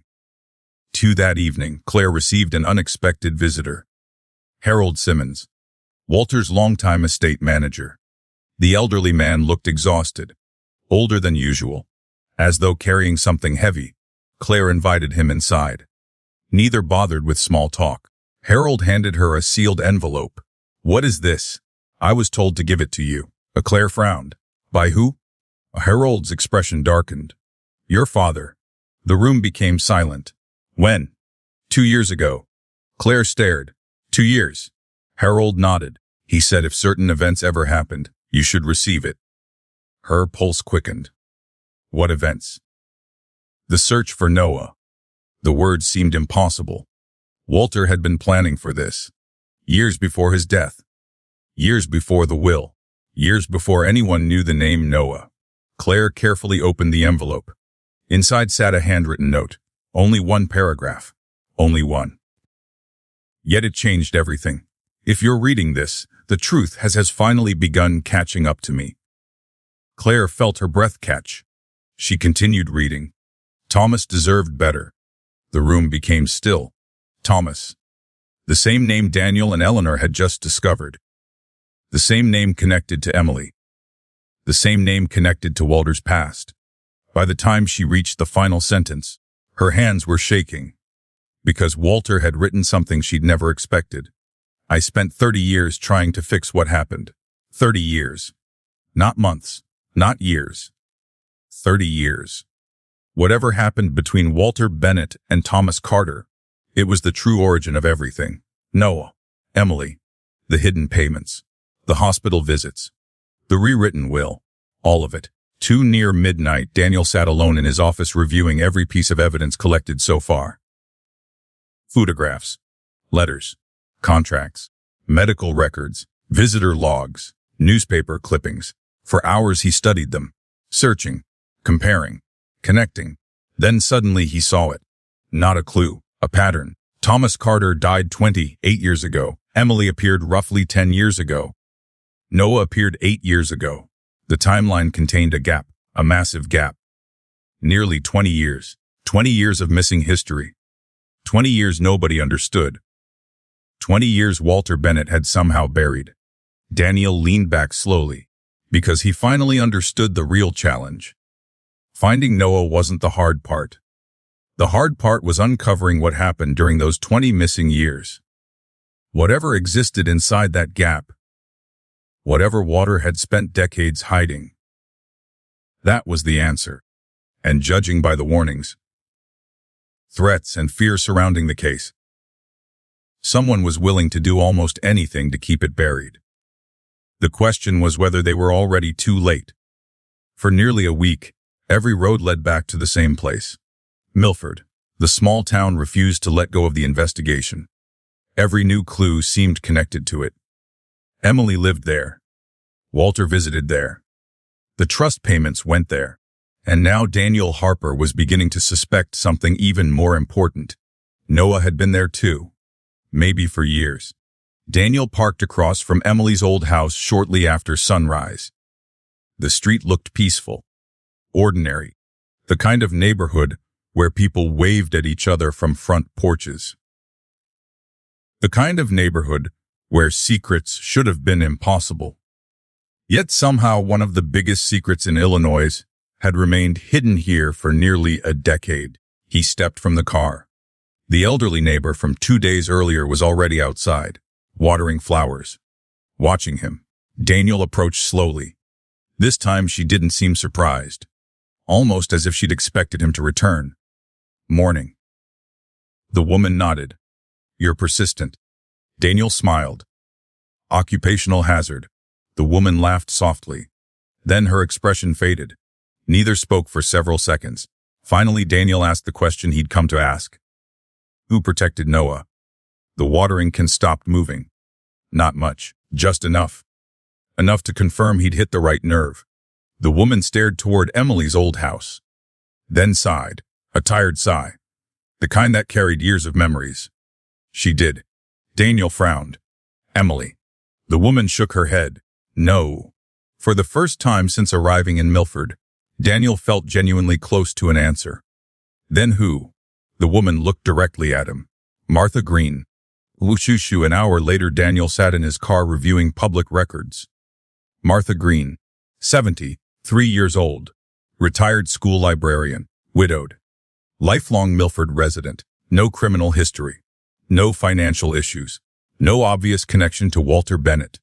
Yet her name appeared repeatedly around Emily's final years. Witness statements, school volunteer programs, community events. The pattern was impossible to ignore. Martha had been close to Emily. Very close. Daniel immediately drove across town. The house sat at the end of a quiet street lined with oak trees. White siding, blue shutters, well-maintained garden, the kind of home that felt welcoming. Until Daniel knocked. Then everything changed. The elderly woman who answered looked calm, friendly, polite, at least initially. Then Daniel introduced himself and mentioned Noah. The friendliness vanished instantly. Not anger, not panic, recognition, followed immediately by caution. Daniel saw it happen, a wall going up, fast, very fast. I'm not interested. The door began closing. Daniel spoke quickly. I'm trying to help him. Martha stopped. Not much. Just enough. Then she looked at him carefully, as though evaluating whether he deserved the truth. Unfortunately, the answer appeared to be no. You need to leave. The door closed. That evening, Daniel called Eleanor. The attorney listened quietly as he described the encounter. Martha knows where he is. Eleanor didn't sound surprised. You think so? I know so. Daniel stared out his office window. The problem is convincing her to talk. Eleanor considered that. Then asked the obvious question. Why won't she? Daniel already knew the answer. Or at least part of it. Because she thinks no is safer hidden. The words lingered. Because if Martha believed that, then somebody had given her a reason. Meanwhile, the Bennett family was falling apart. Again, the latest argument began inside the mansion library. And like most Bennett arguments, it started small. Then exploded. Michael paced beside the fireplace. Claire sat across from him. Richard stood near the window. Nobody looked happy, especially Michael. 28 years. His voice echoed through the room. 28 years and nobody knew about Thomas Carter. Claire folded her arms. We know now. That's not the point. Michael stopped pacing. The point is Dad lied. Nobody argued. Because it was true. The evidence kept growing. The secrets kept multiplying. Every discovery made Walter Bennett look less like a respected businessman and more like a stranger. Richard shook his head. I still don't understand why any of this connects to Noah. Claire looked toward him. It connects somehow. How? Nobody answered. Because nobody knew. Not yet. The room fell silent. Then Eleanor entered carrying another folder. Everyone immediately noticed. More documents. More secrets. More problems. Michael groaned. What now? The Eleanor sat down. This came from Walter's storage records. The folder opened. Several photographs appeared. Then a letter. Then another photograph. Claire picked up the top image. Her expression changed instantly. Michael noticed. What is it? She handed it over. Michael froze. The photograph showed Walter, Emily, and Martha Green, all together, standing outside a school, smiling, comfortable, familiar. The image looked like family, not business, not charity, family. The realization unsettled everyone, because Walter hadn't just known these people. He'd been part of their lives. Later that night, Daniel couldn't stop thinking about Martha. Something bothered him. Something important. The woman wasn't protecting information. She was protecting a person. There was a difference. People hid information because they feared consequences. People protected others because they feared danger. And Martha clearly feared danger. Around 10 o'clock, Daniel returned to Milford. A risky decision, but instinct told him to go. The streets were nearly empty when he arrived. Most houses were dark, most residents asleep. Daniel parked near Martha's neighborhood, then noticed something unusual. A black SUV, parked half a block away, engine running, lights off. His pulse quickened. The vehicle hadn't been there earlier. The timing felt wrong. Very wrong. Daniel remained inside his car, watching, waiting. Several minutes passed. Then the SUV slowly pulled away. No sudden movements. No dramatic chase. Just a quiet departure. Yet something about it bothered him. A lot. Because the vehicle had been facing Martha's house. Not the street. Not traffic, her house. As though someone had been watching. The same way someone had watched Daniel. The same way someone had watched Richard. The pattern was becoming impossible to ignore. Someone wasn't just searching for Noah. Someone was monitoring everyone connected to him. The following morning, Martha Green opened her front door and discovered an envelope. No stamp. No address. No explanation. Just an envelope. Her hands trembled slightly as she opened it. Inside sat a single photograph. Recent. Very recent. The image showed her speaking with Daniel the previous day. Taken from a distance. Without her knowledge. Without her permission. Martha's face drained of color. A note sat beneath the photograph. 3 words. Stay silent, Martha. For several seconds, she simply stared. Then slowly lowered herself into a chair. Because the message confirmed her worst fear. The fear she'd carried for years. The fear she'd spent years protecting Noah from. The fear Walter Bennett had apparently shared. They weren't looking for the boy anymore. They already knew where he was. And, if that was true, the race to find Noah had become something far more dangerous. Because whoever was sending warnings had just made a mistake. A big one. They had revealed something without meaning to. They weren't trying to locate Noah. They were trying to reach him first. And that meant Daniel Harper was finally getting close. Martha Green didn't sleep. Not for a single minute. The photograph remained on her kitchen table. The note remained beside it. Stay silent, Martha. 3 words. 3 simple words. Yet they carried the weight of years. Because Martha knew something nobody else understood. The people searching for Noah weren't all searching for the same reason. Some wanted money. Some wanted answers. And some wanted control. That was the dangerous group. The group Walter Bennett had feared. The group he'd spent years trying to stay ahead of. Martha stared out the window as dawn broke over Milford. For nearly 8 years she had kept a promise. A promise made beside a hospital bed. A promise made to a dying woman. And now that promise was under attack. Her phone sat on the counter. She looked at it. Then looked away. Then back again. Finally she made a decision. It was time to call Daniel Harper. At almost the exact same moment, Eleanor Price was standing inside a bank vault. The room was cold, silent, secure. A place built to protect valuable things. Money, documents, secrets.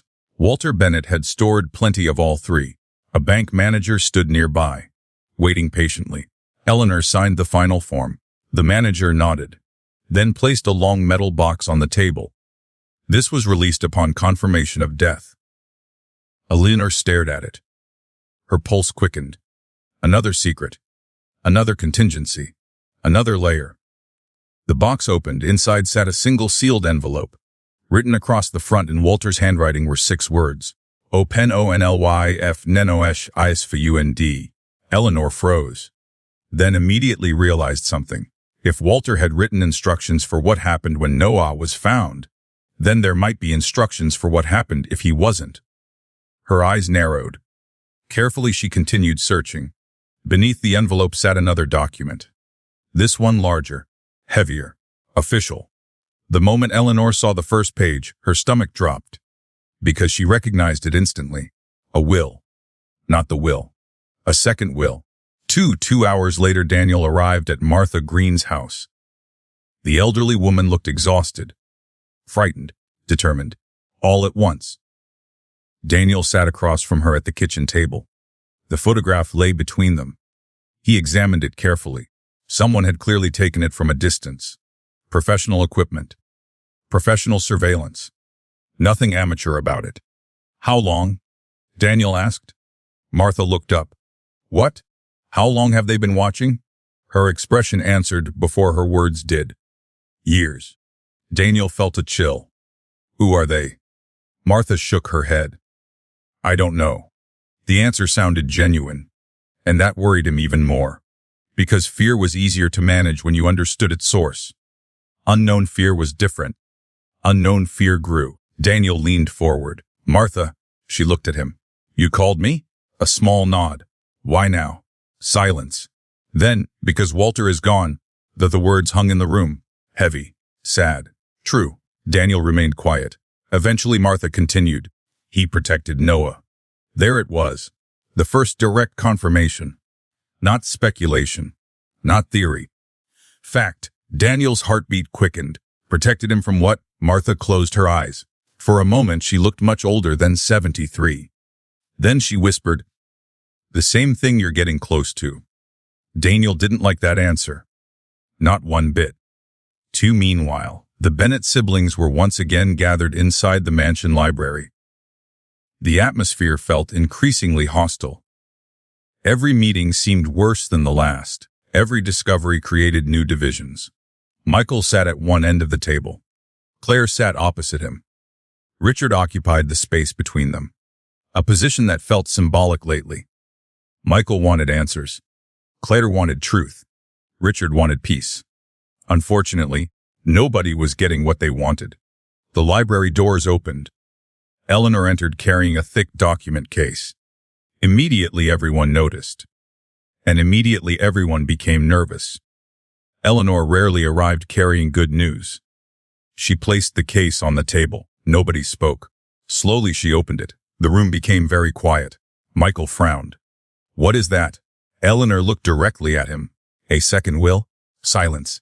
Absolute silence. Then, a what? Michael asked. A second will? Richard actually laughed. Not because it was funny. Because it was unbelievable. Claire looked stunned.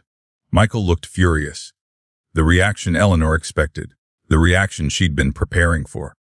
What exactly does that mean? Claire asked. Eleanor opened the document. It means your father prepared an alternate distribution plan. Nobody liked where this was going. Not even a little. Michael folded his arms. Alternative for what? Eleanor took a breath, then answered, if Noah isn't found. The room froze. For several moments nobody moved. Nobody spoke. Nobody seemed capable of processing the information. Then Michael stood, slowly, dangerously. Tell me that's a joke. It isn't. His jaw tightened. Read it. Eleanor looked down at the document, then began. The first pages were standard legal language. Nothing unusual. Then she reached the critical section. And everything changed. In the event Noah cannot be located or verified. Michael felt his stomach tighten. Eleanor continued. All assets shall be liquidated according to the instructions below. Richard stared. Claire stopped breathing. Michael felt something cold settle inside his chest. Because he already knew this wasn't going anywhere good. Then Eleanor reached the next paragraph. And read it aloud. The entirety of my remaining estate shall be donated to charitable foundations selected by my attorney. The room exploded. What? Michael slammed both hands onto the table. Richard stood. Claire stared in disbelief. Nobody saw that coming. Nobody. Hundreds of millions. Gone. Every dollar. Every asset. Every property. Everything? Given away. The silence that followed felt impossible. Then Michael spoke. Very quietly. Very carefully. Read that again. Eleanor did.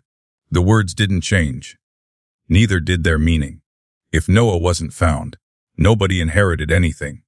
2 hours later, after the shouting finally ended, only Eleanor remained inside the library. The second will sat open before her. The Bennett siblings had left, angry, shaken, terrified. Exactly as Walter probably expected. Eleanor looked toward the mansion windows. Darkness had fallen outside. The estate felt strangely empty, almost haunted. Slowly she turned another page. A folded note slipped free. Walter's handwriting. Again. She unfolded it carefully. The message was short. Only 3 sentences. But they changed everything. If Noah cannot be found, It means someone succeeded. If someone succeeded, they should never profit from it. Make sure they don't. Eleanor lowered the note, then read it again. And for the first time since Walter Bennett died, she understood something important. The will was never about inheritance. Not really. The money was bait. The fortune was leverage. The real purpose was Noah. Finding him, protecting him, keeping him alive. Walter Bennett hadn't been rewarding his family. He'd been forcing them to finish something he could no longer do himself. And judging by the warnings, threats, surveillance, and fear surrounding the case, there were people willing to spend millions to stop that from happening. The question was why? And somewhere out there, hidden behind years of lies and secrets, Noah remained completely unaware that one of the richest men in Illinois had built an entire estate plan around keeping him safe. For now, at least. Because the closer everyone got to the truth, the more dangerous the search was becoming. Nobody spoke for nearly 24 hours after the second will was revealed. Not because they had nothing to say, because they had too much. The discovery changed everything. Before, the Bennett family had been frustrated. Now they were desperate. Walter Bennett hadn't merely delayed the inheritance. He had threatened to erase it. Hundreds of millions of dollars. Gone. Every asset, every property, every investment, every share. Donated. The possibility hung over everyone like a storm cloud, and storms had a way of bringing out the worst in people. Michael Bennett was the first to break. By Monday morning, he had assembled a private team inside his corporate headquarters. Investigators, researchers, attorneys, data analysts. The conference room looked more like a war room than a business meeting. Maps covered the walls. Photographs covered the tables. Timelines stretched across whiteboards. At the center sat a single photograph. Emily Carter. Michael stood at the front of the room. "We're done waiting." Nobody interrupted. "We're done guessing." He pointed toward the photograph. "Find the connection." Another gesture. "Find Noah." Another. "And find him before anyone else does." The room remained silent. One investigator finally raised a hand. "What if the others are searching too?" Michael's expression hardened. "They are." The answer made several people uncomfortable. Good. It should. Because Michael wasn't treating this like an inheritance anymore. He was treating it like a race. And Michael Bennett hated losing. Across town, Claire Bennett was doing something very different. She wasn't building teams. She wasn't hiring investigators. She was reading letters. Hundreds of them. Walter's letters, Emily's letters, correspondence spanning years. Patterns were emerging. Small ones, yet impossible to ignore. Walter rarely mentioned business, rarely mentioned money, rarely mentioned himself. Instead, the letters focused on one subject: responsibility. The word appeared constantly. Responsibility, duty, promises, regret. Again and again. Claire sat in the library surrounded by documents. The more she read, the less this felt like a mystery, and the more it felt like an apology. Walter hadn't spent decades protecting Noah because he wanted to. He'd spent decades protecting Noah because he believed he owed something. The realization disturbed her, because debts didn't last 30 years unless the original mistake had been enormous. Meanwhile, Richard Bennett sat inside a downtown bar pretending to watch a baseball game. Pretending being the important word. His attention remained fixed on the entrance. Every person who walked inside caught his eye. Every stranger made him nervous. The warnings had changed him. The calls, the emails, the photographs. Someone was watching. Richard knew it. The problem was proving it. His phone vibrated. Unknown number. Again, his stomach tightened. Slowly he answered. "Hello." Silence. Then, a familiar voice. The same voice from before. Distorted. Artificial. Impossible to identify. "You're running out of time." Richard's pulse accelerated. "What do you want?" No response. Only breathing. Then, "Find him first." The line disconnected. Richard stared at the phone. The exact same phrase from the photograph. Find him first. The message wasn't random. It wasn't intimidation. It was instruction, which raised an even more troubling question. Why would someone want Richard to find Noah? Later that afternoon, Daniel Harper received a call from Martha Green. The elderly woman sounded terrified. Someone was here. Daniel immediately sat upright. What happened? They came to the house. His heartbeat quickened. When? This morning. Daniel grabbed a notebook. What did they want? A pause. Then, they wanted Noah. The room suddenly felt colder. Daniel stood. Did they identify themselves? No. What did they say? Martha's voice trembled. They asked if I'd heard from him. Daniel froze. Not where is he? Not who is he? Heard from him. As if they believed Noah was old enough to contact people himself. The implication mattered. A lot. Because everyone still pictured Noah as a child. Yet the timeline suggested otherwise. Emily died 8 years ago. If Noah had been several years old then, he might now be a teenager. Or older. Daniel stared at the wall. The realization shifted the entire investigation. They weren't searching for a helpless child anymore. They were searching for a young person capable of making decisions. Capable of disappearing. Capable of hiding. The difference changed everything. That evening, Eleanor received an unexpected package. No return address. No sender information. Nothing. The envelope sat on her desk for several minutes before she opened it. Inside was a single sheet of paper. Typed. Anonymous. The message contained only one sentence. Stop helping them uncover the Carter files. Eleanor stared at the words. Then read them again. The Carter files. Not Noah. Not Walter. The Carter files. Thomas Carter. Emily Carter. The past. Someone wasn't afraid of Noah. Someone was afraid of history. That realization felt important. Very important. Because people didn't fear the future. They feared exposure. And exposure meant guilt. By nightfall, all 3 Bennett siblings found themselves back at the mansion. Nobody had planned the meeting. Nobody had invited the others. Yet somehow they all arrived. Drawn together by the same anxiety. The library felt smaller now. The walls seemed closer. The shadows deeper. Michael stood near the fireplace. Claire occupied her usual chair. Richard remained near the windows. Nobody spoke initially. Then Michael broke the silence. Someone's watching us. Claire nodded. I know. Richard laughed bitterly. You know. Claire reached into her bag, then placed an envelope on the table. Michael immediately recognized the anonymous style. Richard did too. Neither looked surprised. The room became very quiet. Finally, Michael spoke. How many warnings have we received now? Nobody answered. Because nobody knew.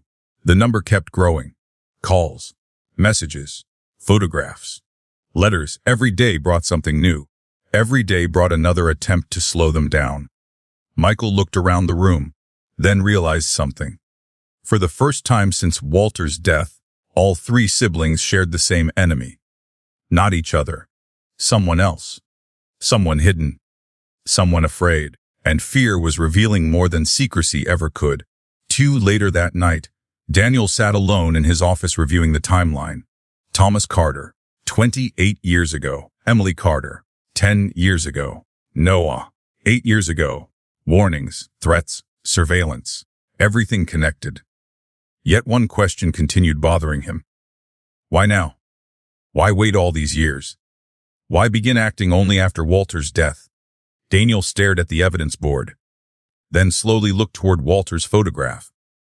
The answer suddenly felt obvious, because Walter had been protecting something, or someone, for decades. And now he was gone, meaning whatever barrier existed between Noah and danger had disappeared. Daniel leaned back, a chill settled over him, because if that theory was correct, the search had never been about finding Noah before the family did. It had never been about the inheritance. It had never even been about Walter's secrets. It was about reaching Noah before somebody else could. And for the first time since the investigation began, Daniel realized something terrifying. The other side might already know exactly where Noah was. The package arrived at 9:14 on a Thursday morning. No return address. No postage markings. No courier information. Just a plain brown box delivered directly to Eleanor Price's office. The receptionist nearly threw it away. At first glance it looked unimportant. Ordinary. Forgettable. Then Eleanor noticed the handwriting. Walter Bennett. Her stomach tightened immediately. Because Walter had been dead for nearly 3 weeks. Yet somehow he had just entered the room again. Leave us. The receptionist nodded and quietly closed the office door. Eleanor stared at the package. For several seconds she didn't move. Walter had always planned ahead. Sometimes years ahead. Occasionally decades. And every time she thought she'd uncovered his final secret, another one appeared. Slowly she opened the box. Inside sat a flash drive. Nothing else. No note, no instructions. No explanation. Just a black flash drive. Eleanor already knew what it was. And she already knew she wasn't going to like it. 2 hours later, the Bennett siblings sat inside the mansion library. Nobody looked pleased about being summoned again. Michael arrived first. Claire second. Richard third. All three carried the same exhausted expression. The investigation was wearing them down.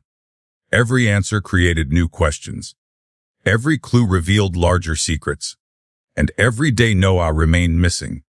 Eleanor stood beside a television screen mounted on the far wall. The flash drive rested in her hand. Michael immediately noticed. What is that? Eleanor didn't answer right away. Instead, she inserted the drive into the television. The screen flickered. A loading icon appeared. Then, Walter Bennett appeared. The room froze. Even though everyone knew it was a recording. Even though everyone knew he was dead. The impact was immediate. Powerful. Uncomfortable. Walter sat behind his desk inside the mansion study. The same study where hidden letters had been discovered. The same study where decades of secrets had waited behind a false wall. He looked older than anyone remembered, more tired, more human. For a moment nobody spoke. Then Walter began talking. Well, a faint smile appeared. If you're watching this, I assume I'm dead. Richard looked away immediately. Michael folded his arms. Claire stared at the screen. Walter sighed. I never liked recordings. The room remained silent. I always thought they felt dishonest. Another pause. But some conversations become impossible once you're gone. Eleanor felt a chill. Because Walter wasn't speaking like a businessman. Or a father. He sounded like a man preparing a confession. On the screen, Walter leaned forward. His expression grew serious. Michael. The eldest Bennett sibling stiffened. Walter looked directly into the camera. Almost directly at him. You spent your entire life believing success solved everything. Michael's jaw tightened. Sometimes it does. A faint smile, then, most of the time it doesn't. The smile disappeared. You inherited my ambition. Walter paused. And some of my mistakes. Michael looked away. The room suddenly felt very warm. Walter turned toward the camera again. Claire. Claire's heartbeat quickened. You inherited my patience. A pause. And my curiosity. And Walter nodded slightly. If anyone reaches the truth, it'll probably be you. Claire swallowed. The words felt less like praise and more like responsibility. Walter had always done that. Even compliments came with obligations attached. Then Walter looked toward the camera again. Richard. The youngest Bennett sibling visibly tensed. Walter smiled softly. You spent most of your life pretending not to care. Richard's expression darkened. But underneath all that, Walter paused. You care more than either of them. Nobody spoke. Richard looked down. Because he hated how accurate that sounded. The recording continued. Several moments passed before Walter addressed everyone together. And when he did, the atmosphere changed. Immediately. The warmth disappeared. The nostalgia disappeared. Everything became serious. If you've reached this part, Walter exhaled slowly. Then Noah still hasn't been found. Silence filled the library. Walter continued. I hoped that wouldn't happen. Another pause. But I prepared for it. Michael leaned forward. Finally, something useful. Something direct. Walter looked older suddenly. Burdened. Haunted. I owe Noah more than I can ever repay. Dump. The sentence landed like a hammer. Nobody moved. Nobody breathed. Walter had finally admitted it. Not responsibility. Not concern. Debt. Personal debt. Deep debt. The kind that lasted decades. The kind people carried to their graves. Two on the screen, Walter stared beyond the camera, as though looking into the past. The story you're uncovering didn't begin with Emily. Daniel, watching from the back of the room beside Eleanor, immediately paid attention. Walter continued. It didn't begin with Noah. Another pause. It began with Thomas. The room became perfectly silent. Thomas Carter. The name everyone had been chasing. The name connected to everything. Walter lowered his eyes. For the first time since the recording began, he looked ashamed. Genuinely ashamed. Thomas trusted me. Nobody spoke. More than he should have. A long silence followed. Then, and I failed him. Michael felt his pulse quicken. Walter had never admitted failure. Not once. Not publicly. Not privately. Never. Yet there it was. A confession. Simple. Direct. Undeniable. I failed him. The room remained motionless as Walter continued. Everything that followed. His voice grew quieter. Happened because of decisions I made. Claire exchanged a glance with Daniel. Neither liked where this was heading. Walter continued. I spent years convincing myself I could fix it. A bitter smile. I was wrong. Another pause. Some things can't be fixed. The words echoed through the library. Heavy. Permanent. Final. Then Walter leaned closer toward the camera. And for the first time, genuine urgency entered his voice. If Noah hasn't been found. Everyone focused completely. Then listened carefully. Michael felt his stomach tighten. Walter's eyes hardened. There are people who will try to reach him. Daniel immediately sat forward. Walter continued. Do not trust anyone simply because they claim to be helping. The room grew colder. Michael looked toward Eleanor. Claire looked toward Daniel. Richard looked toward the floor. Walter wasn't speaking hypothetically. He was warning them. Directly. The recording entered its final minutes. Walter looked exhausted, as though carrying the weight of 30 years. By now you've probably received threats. The room went silent. Every person present had. Walter nodded slowly, as expected. Michael felt his pulse quicken. Walter knew. He knew this would happen, years before it happened. The realization was terrifying. Walter continued. Those threats aren't about money. Daniel's eyes narrowed. They're about truth. Nobody moved, because deep down everyone already suspected that. The inheritance was secondary. The secrets were primary. Always had been. Then came the final statement. The one nobody would forget. Walter looked directly into the camera, and for a moment he seemed less like a billionaire, less like a patriarch, less like a legend, and more like an old man carrying regret. If you remember only one thing. His voice softened. Remember this. The room became perfectly silent. Walter spoke slowly, carefully, as though every word mattered. Noah was never the problem. A pause. Then, Noah was the victim. The recording ended. The screen went black, and nobody in the room moved, because suddenly everything had changed. The inheritance, the threats, the warnings, the hidden records, the missing child. None of it looked the same anymore. For weeks everyone had treated Noah like a mystery, a condition, a problem to solve. Walter had just destroyed that idea. Noah wasn't the problem. He was the reason the problem existed. And somewhere beyond the walls of the mansion, beyond the investigations and the fortune and the secrets, was a young man who had no idea an entire empire was unraveling around his name. Question. For you at this point in the story, do you think Walter was protecting Noah from a mistake he made, or from something much bigger that involved Thomas Carter's death? Let me know what your theory is before the truth comes out. 3 days after Walter's recording, Daniel Harper finally caught a break. A real one. Not another letter. Not another warning. Not another decades-old photograph. An actual lead. The call came at 6:30 in the morning. Daniel was halfway through his first coffee when his phone rang. The caller ID displayed a number from Milford. He answered immediately. Harper. The voice belonged to the elderly neighbor who known Emily Carter. The woman sounded nervous. Very nervous. Someone came asking questions. Daniel sat upright. What kind of questions? About Noah.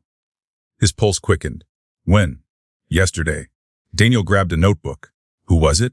I don't know. Man or woman? Man. The woman hesitated. Expensive suit. Expensive car. Daniel frowned. That description fit thousands of people. Did he give a name? No. What did he want? The answer came instantly. He wanted to know where Martha Green lived. Daniel's stomach tightened, because that meant whoever was searching had finally found the same trail he had. And that was bad. Very bad. Less than 2 hours later, Daniel was driving toward Milford. Rain hammered the highway. Dark clouds covered the sky. The weather matched his mood perfectly. The investigation had reached a critical point. He could feel it. Every clue, every warning, every threat, everything was converging. The only question was who would reach Noah first. Daniel pressed harder on the accelerator. Toot. At the same moment, Martha Green was packing. Not clothing, not personal belongings. Documents, photographs, letters, years of them. Everything connected to Noah. Everything connected to Emily. The old woman moved quickly despite her age. She had spent nearly a decade protecting secrets. Now those secrets were becoming impossible to hide. A knock interrupted her work. Martha froze. The knock came again. Louder. Her heartbeat accelerated. Nobody was supposed to be visiting, especially not after the warning. Slowly she approached the door. Carefully, cautiously. Then looked through the peephole. Relief flooded through her. Daniel. She opened the door immediately. You shouldn't be here. Daniel frowned. Good morning to you too. I'm serious. Martha stepped aside. Come in. The urgency in her voice immediately got his attention. 10 minutes later, they sat across from each other at the kitchen table. Boxes surrounded them. Documents covered every available surface. Daniel looked around. What happened? Martha didn't answer right away. Instead, she slid a photograph across the table. Daniel picked it up, then froze. For the first time, he was looking at Noah. Not clearly, not completely, but enough. The photograph appeared to be several years old. Emily stood smiling beside a young boy, perhaps 7 years old. The image was slightly blurred. The boy's face partially turned away from the camera. Yet it was enough. Proof. Real proof. Daniel stared at the photograph. For weeks, Noah had been a name. A mystery. A condition hidden inside a will. Now he was a real person. A child. A child whose life had somehow become connected to a billionaire's greatest regret. Daniel looked up. When was this taken? About 8 years ago. The Daniel nodded slowly. The timeline fit perfectly. Too perfectly. Then Martha spoke. You're asking the wrong questions. Daniel frowned. What does that mean? She looked directly at him. You keep asking who Noah is. A pause. Then, you should be asking why people are afraid of him. The statement lingered in the room. Daniel didn't like it. Not one bit. Back in Chicago, Michael Bennett was losing patience. Again, the recording had changed everything. Particularly one sentence. Noah was never the problem. Noah was the victim. Michael couldn't stop thinking about it. Victim of what? Victim of who? Walter never explained. As usual. Instead, he'd left another mystery behind. Michael stood inside his office staring at the city skyline. Then his phone rang. Private number. Immediately his mood darkened. Another warning. Another threat? Probably. He answered anyway. Hello. A familiar, distorted voice responded. You need to stop. Michael laughed. No. Silence. Then. You're closer than you realize. The call disconnected. Michael stared at the phone. The statement bothered him. Because deep down, he suspected it might be true, too. Meanwhile, Claire Bennett continued sorting through Walter's letters. Most repeated familiar themes.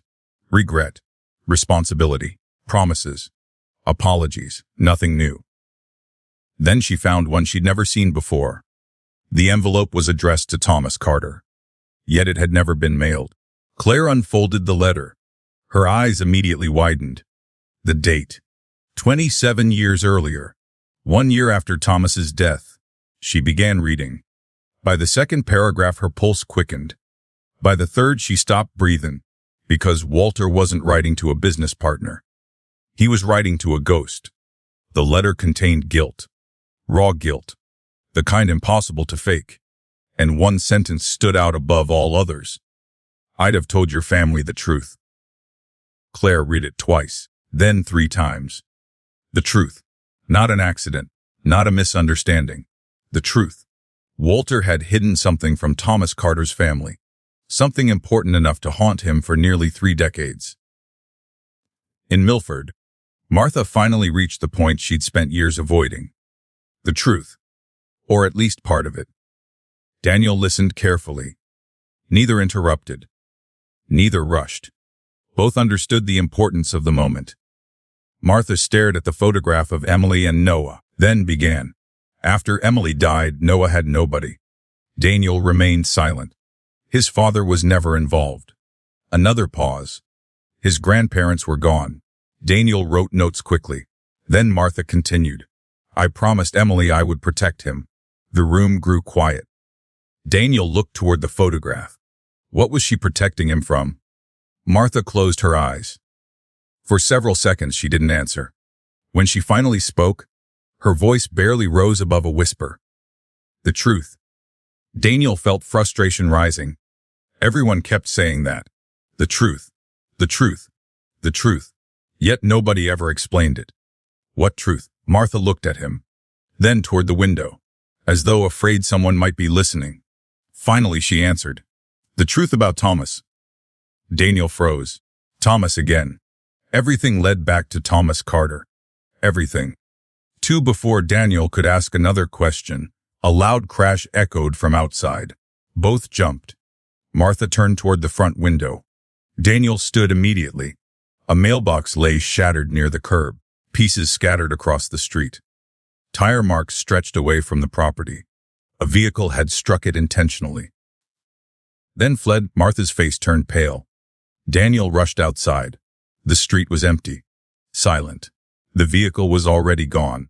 Only the broken mailbox remained. A message. Not an accident. Not vandalism. A message. Daniel looked back toward the house.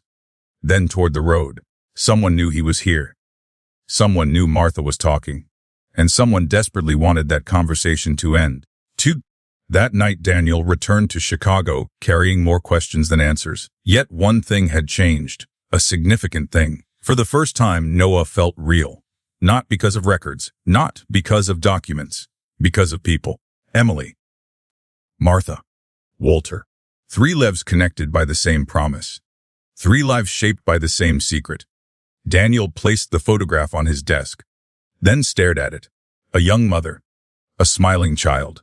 A moment frozen in time. The image looked ordinary. Happy even. Yet somewhere behind that smile hid a truth powerful enough to trigger threats, surveillance, warnings, and fear. Daniel leaned back. Because one realization refused to leave him. People weren't afraid of finding Noah. They were afraid of what Noah represented.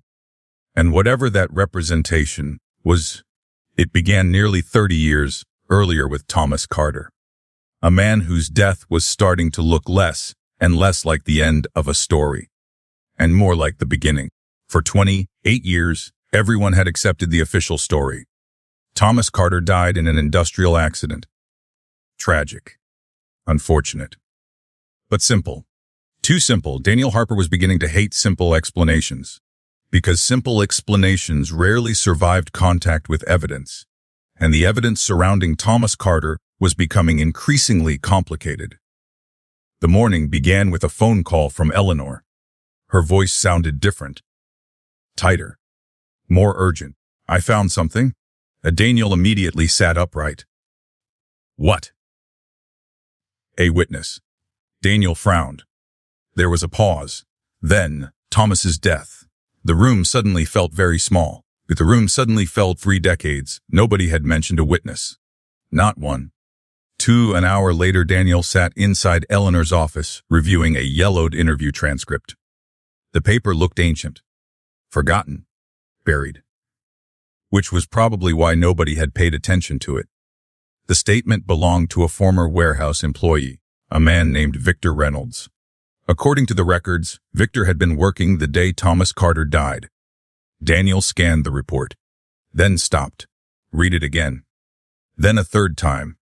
His pulse quickened, because Victor's original statement didn't match the official findings. Not even close. "What happened to this?" Daniel asked. Eleanor looked grim. "It disappeared." Daniel laughed once. Short, disbelieving. Of course it did. Everything important seemed to disappear around this case. "What did he claim?" Eleanor pointed toward a highlighted paragraph. Daniel read silently, then froze. Victor claimed Thomas Carter and Walter Bennett were arguing shortly before the accident. Not discussing, not debating, arguing, loudly, publicly, violently. The room went silent, because that changed everything. 2 across town, Claire Bennett sat in the mansion library surrounded by Walter's letters. She had reached a point where every new discovery felt dangerous. The deeper she dug, the less she recognized her father. And today she found another reason. The letter was addressed to Emily, one of the earliest she'd discovered. The date caught her attention immediately. 10 years earlier, near the beginning. Claire unfolded the page. Walter's handwriting filled both sides. Most of it discussed practical matters: money, housing, schooling, support. Then she found the sentence. The one sentence that mattered. "I made a promise to your father before he died." Claire stared, then read it again. "Your father, not Thomas Carter. Your father." The wording felt deliberate, personal, important. Walter wasn't referring to a former business partner. He was referring to Emily's father. The realization hit immediately. Emily Carter wasn't a coincidence. She wasn't distantly related. She was Thomas Carter's daughter. Claire slowly lowered the letter. Everything connected. Everything. Thomas. Emily. Walter. The entire mystery suddenly tightened into a single family line. And somehow Walter had spent decades trying to make amends. Meanwhile, Michael Bennett received news he wasn't expecting. His private investigators had finally identified the trust account recipient. The report arrived electronically. Michael opened it immediately, then stared. The recipient wasn't Noah. It wasn't Emily. It wasn't Martha Green. The payments had been directed to a legal guardian fund, established 8 years earlier, activated immediately after Emily's death. Michael read the report twice, then a third time. Every dollar Walter sent after Emily's death went toward one purpose: protecting Noah. School expenses, living expenses, medical expenses, housing, everything. The fund existed solely for Noah, nothing else. Michael leaned back. For weeks he'd assumed there might be hidden motives, hidden agendas, hidden beneficiaries. Instead, he found something far more unsettling. Walter had never personally benefited from any of it. Not once. Every dollar flowed toward Noah. Every decision pointed toward Noah. Every sacrifice protected Noah. The realization created an uncomfortable question. What exactly had Walter been trying to repay? That afternoon, Daniel and Eleanor drove 3 hours south. Victor Reynolds still lived in Illinois. Retired. 76 years old. Living alone. The drive felt longer than it should have. Neither spoke much. Both understood the significance of the meeting. If Victor remembered accurately, the official story might collapse completely. The small farmhouse sat at the end of a gravel road. Modest, quiet, isolated. The kind of place people chose when they wanted to be left alone. Victor answered the door himself. His expression changed immediately when Daniel mentioned Thomas Carter. Not surprise. Recognition. As if he'd been waiting for this conversation for years. 20 minutes later, they sat inside a modest living room. Old photographs covered the walls. The smell of coffee filled the air. Victor stared at the floor for several seconds. Then finally spoke. I wondered when somebody would come. Daniel exchanged a glance with Eleanor. Neither interrupted. Victor continued. That day never felt right. Daniel leaned forward. What day? Victor laughed softly. A tired laugh. The day Thomas died. Silence filled the room. Victor stared toward the window, lost somewhere in the past, then continued. Thomas wasn't careless. Daniel nodded. Every record suggested the same thing. Responsible, reliable, respected. Victor pointed toward the coffee table. He knew those warehouses better than anyone. Another pause. So when they said it was an accident, he shook his head. I never believed it. Daniel's pulse quickened. What did you see? Victor looked directly at him, then answered. An argument. Toof. The room became still. Victor took a slow breath. Thomas and Walter were fighting. Daniel remained silent, letting him continue. They'd been fighting for weeks. That got his attention. Weeks. Victor nodded. Maybe longer. What about? The old man hesitated, then shook his head. I never knew. Daniel felt frustration rising. Every answer seemed to create another mystery. Victor continued. But I knew it was serious. Daniel wrote quickly. How? Because Thomas stopped trusting Walter. The sentence landed heavily because trust kept appearing throughout the investigation. Walter trusted. Thomas trusted. Promises. Betrayals. Everything seemed connected to trust. Victor leaned back. He looked scared. Daniel froze. What? Thomas. The old man nodded. He looked scared. The statement changed everything. Thomas Carter wasn't merely arguing with his partner. He was afraid of something. Or someone. And suddenly the official accident looked even weaker. Back in Chicago, Martha Green sat alone at her kitchen table.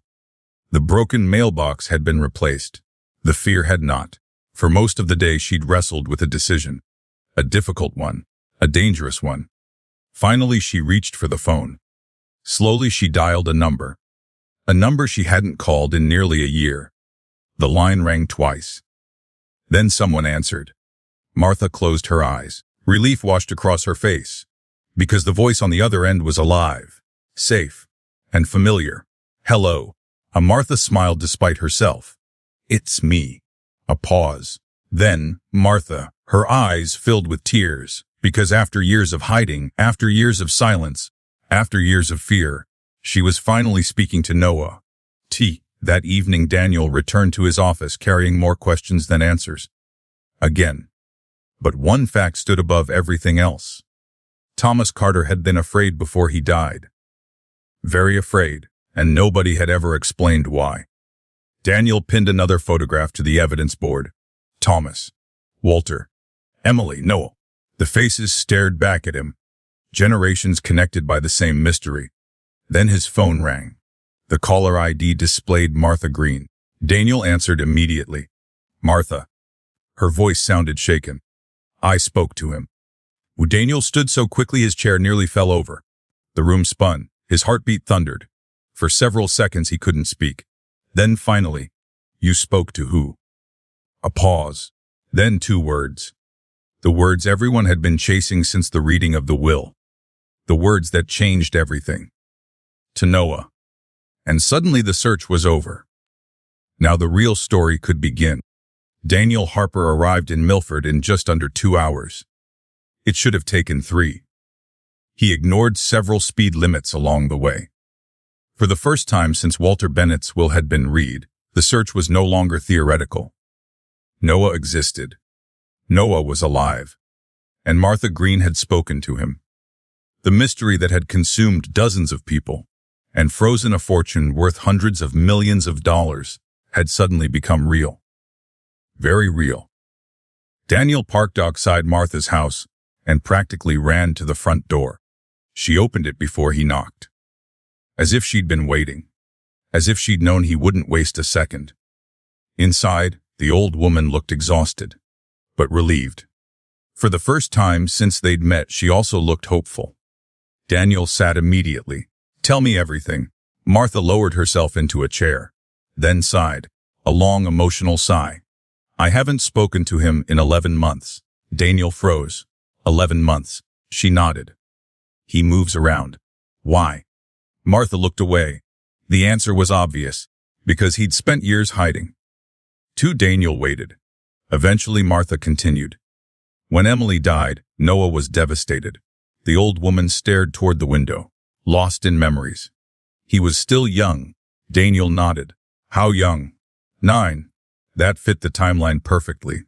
9 years old when Emily died. 17 now. Almost an adult. Old enough to make his own decisions. Old enough to disappear. Old enough to understand danger. The realization changed everything. Daniel grabbed his notebook. "What did he say?" Martha smiled sadly.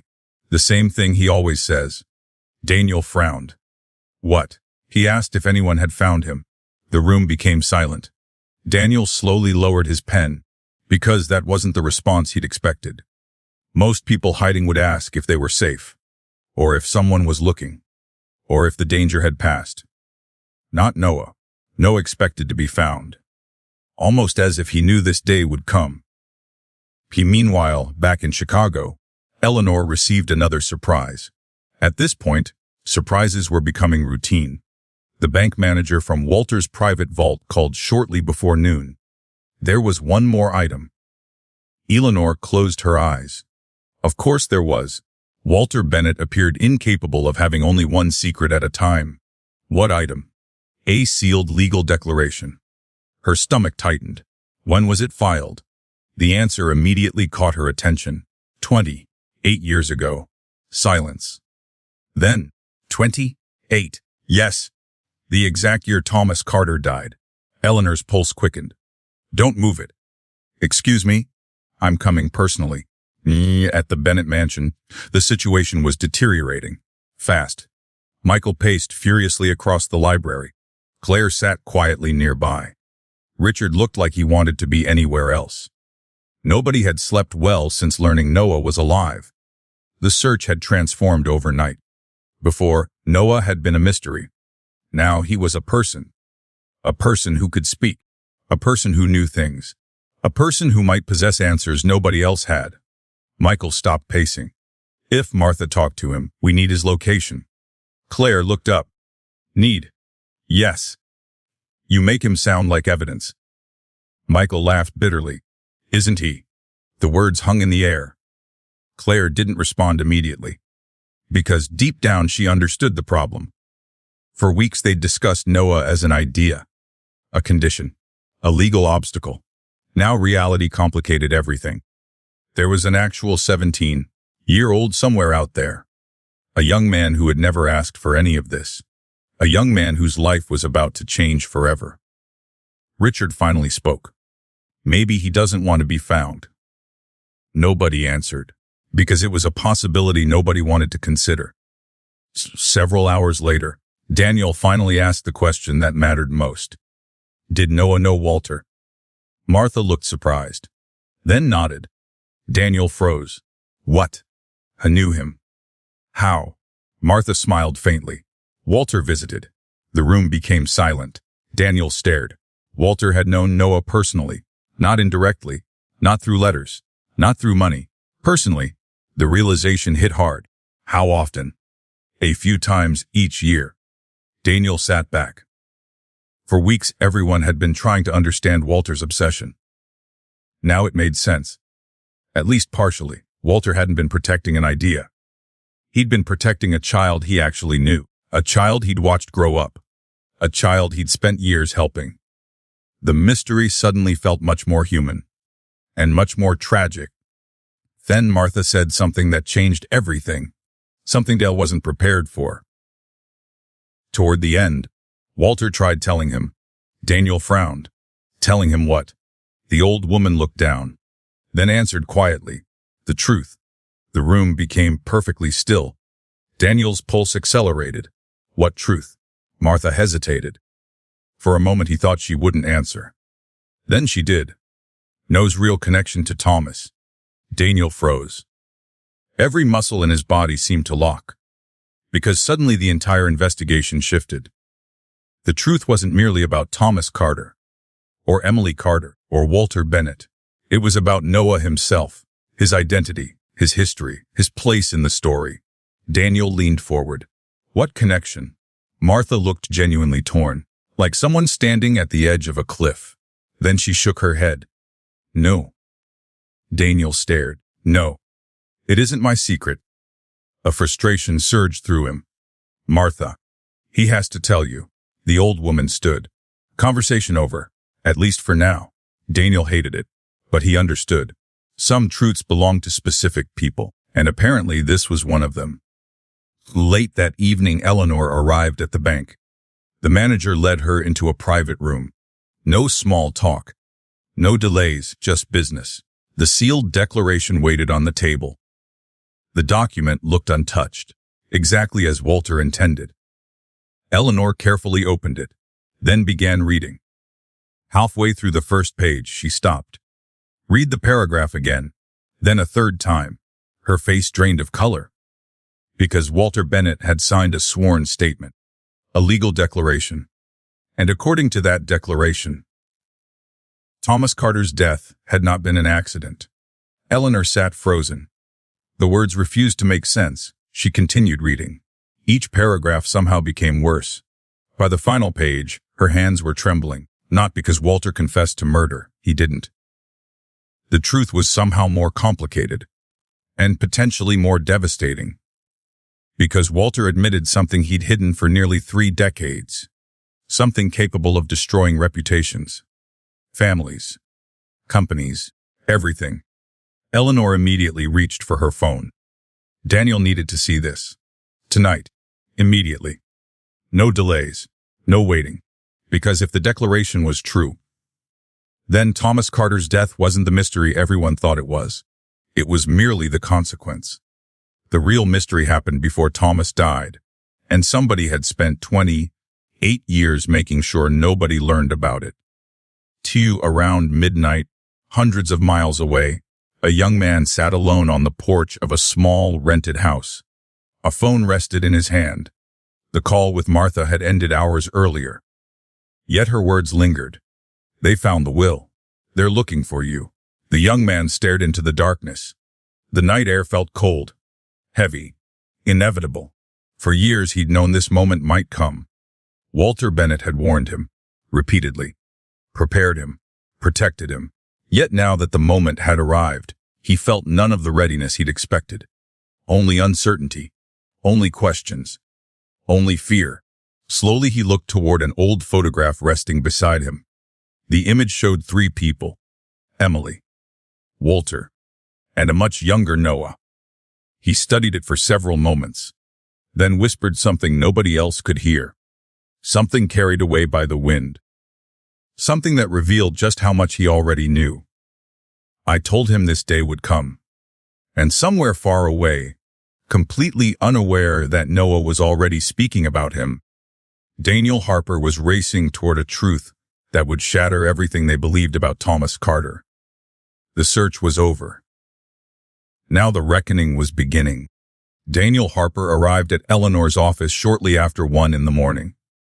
Neither of them mentioned the hour. Neither cared.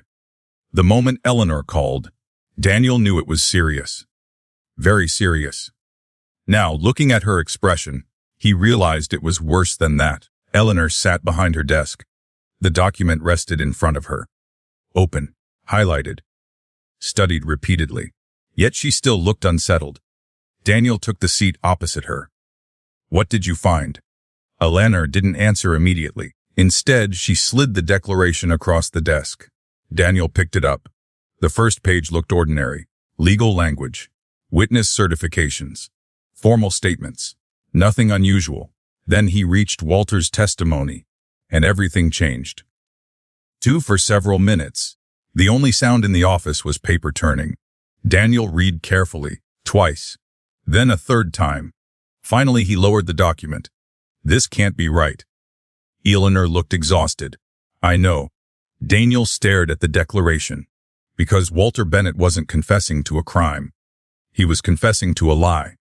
A very specific lie. A lie told nearly 3 decades earlier. A lie that had destroyed Thomas Carter's family. And according to Walter, the lie began before Thomas died. Long before. Daniel looked up. What happened? Eleanor folded her hands. The company? Daniel frowned. What about it? The accident wasn't the beginning. A pause. Then, it was the result. The words settled heavily between them, because that meant Thomas Carter's death was merely the final chapter of something larger. Something older. Something Walter had hidden for decades. Daniel returned to the declaration. Slowly. The truth emerged piece by piece. 28 years earlier, Bennett Logistics had been struggling. Not publicly, not visibly, but privately. The company was close to collapse. Contracts were failing. Debt was growing. Investors were leaving. The business Walter and Thomas built together was dying. Then Walter made a decision. A terrible decision. One that changed everything. Without Thomas's knowledge, Walter secured emergency financing. Risky financing. Dangerous financing. The kind that came with conditions. Conditions Walter never revealed. Daniel looked toward Eleanor. He hid it from Thomas. She nodded. According to the declaration, yes. Daniel exhaled slowly. Because business partnerships depended on trust, and Walter had violated that trust completely. The next section was worse. Much worse. The financing deal failed. Spectacularly. Within months, the company faced lawsuits, investigations, financial disaster. Thomas discovered the truth, and according to Walter's statement, he was furious. Not because of the money. Because of the deception. Daniel immediately thought about Victor Reynolds. The witness. The arguments. The tension. The fear. Suddenly everything made sense. Thomas hadn't been fighting over business. He'd been fighting over betrayal. A betrayal committed by his closest friend. Meanwhile, across town, Michael Bennett couldn't sleep. Again. The mansion library had become his unofficial office. Photographs covered the table. Letters covered the floor. Questions covered everything else. The more he learned about Walter, the less he recognized him.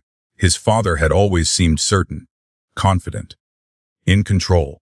Now every discovery revealed doubt, regret, shame. Michael hated it. Because heroes were easier than complicated men. And Walter Bennett was becoming very complicated. His phone vibrated. A text message. Unknown number. Again. Michael immediately opened it. The message contained only one sentence. Ask why Thomas wanted to go public. Michael stared. Then read it again. Go public. The phrase felt important. Dangerously important. Because it implied something nobody had considered. Thomas Carter wasn't trying to leave. He was trying to expose something. 2. At the same moment, Claire Bennett was reading another of Walter's letters. This one had never been mailed. Never sent. Never finished. The handwriting grew increasingly messy toward the end, as if Walter struggled to complete it. Claire carefully read each line, then stopped. Her heartbeat accelerated, because she'd found another piece of the puzzle. The letter referenced a meeting, a specific meeting. The final meeting between Walter and Thomas. The day before the accident. Claire immediately grabbed her phone. Daniel answered on the second ring. Claire, I found something. What? She looked down at the letter, then read the sentence aloud. Thomas said the truth deserved daylight. Silence. Then Daniel spoke, quietly. Read that again. She did. The room on the other end of the line became silent. Because suddenly the anonymous text sent to Michael made sense. Thomas wanted to go public. Thomas wanted the truth exposed. The question was what truth? By sunrise, Daniel had finished reading Walter's declaration. The final pages hurt the most. Not because they contained new revelations, because they contained regret. Raw, honest, painful regret. Walter described the final argument, the accusations, the anger, the collapse of a friendship that had lasted years. Then came the sentence that changed everything. The sentence Walter spent 28 years hiding. Daniel read it slowly, very slowly, because he wanted to make sure he understood. Then he read it again, and again. The words never changed. Thomas Carter died trying to reveal what I had done. Daniel lowered the paper. The office became silent. Neither he nor Eleanor spoke for nearly a minute. Because the implication was enormous. Thomas wasn't hiding the truth. Walter was. For 28 years, everyone assumed Walter protected a secret connected to Thomas.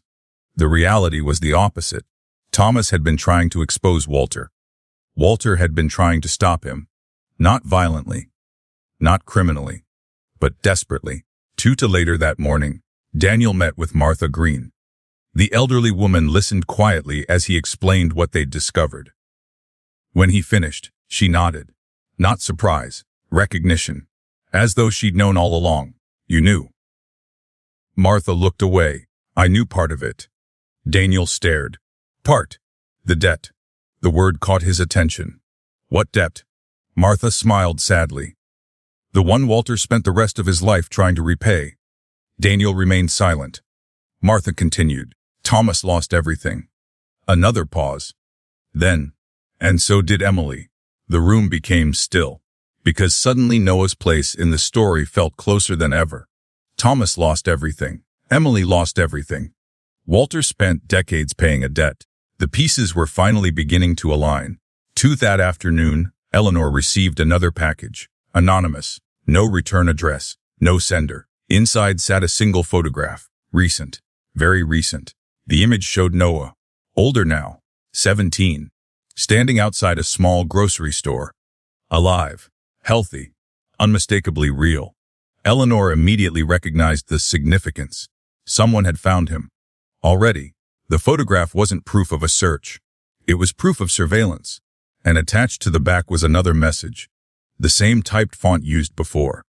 The same anonymous style. This time the message contained only 6 words. You're almost out of time. Eleanor immediately called Daniel. No greetings. No explanations. Just one sentence. They found Noah. The silence that followed felt endless. Because both understood what that meant. The search was no longer a race for answers. It was a race for Noah himself. And somewhere far away, unaware that his photograph was circulating among strangers, Noah Carter was about to learn that the secret Walter Bennett spent 28 years protecting was finally collapsing. One piece at a time. The photograph changed everything. Not because it proved Noah was alive. Everyone already knew that. Not because it proved someone had found him. That was becoming increasingly obvious. The photograph changed everything because for the first time, they could see him. Really see him. 17 years old. Dark hair. Serious expression. Standing outside a grocery store. Looking completely ordinary. Daniel Harper stared at the image spread across his desk. For weeks Noah had existed as an idea. A mystery. A condition hidden inside a will. Now he was a person. A real young man whose entire life had been shaped by decisions made before he was born. And according to the anonymous warning, someone else had found him too. 3 hours later, Daniel sat across from Martha Green. The photograph lay between them. The old woman's face went pale the moment she saw it. Oh no! Daniel immediately leaned forward. What? Martha stared at the image. Her hands trembled. Then she whispered, They know where he is. Daniel didn't like the certainty in her voice. Not one bit. You recognize the location. A slow nod. Daniel's pulse quickened. Where? Martha closed her eyes, as though debating whether she should answer. Eventually she spoke. Montana? The room fell silent. Montana. Not Illinois. Not Wisconsin. Not anywhere nearby. Noah had been hundreds of miles away the entire time, hidden, protected, isolated, and now someone had found him. Meanwhile, Eleanor was reviewing Walter's declaration for the 5th time. The deeper she looked, the clearer the pattern became. Thomas Carter discovered the truth. Thomas threatened to expose it. Thomas died before he could. Walter spent the next 28 years drowning in guilt. Yet one question still remained unanswered. What exactly had Thomas discovered?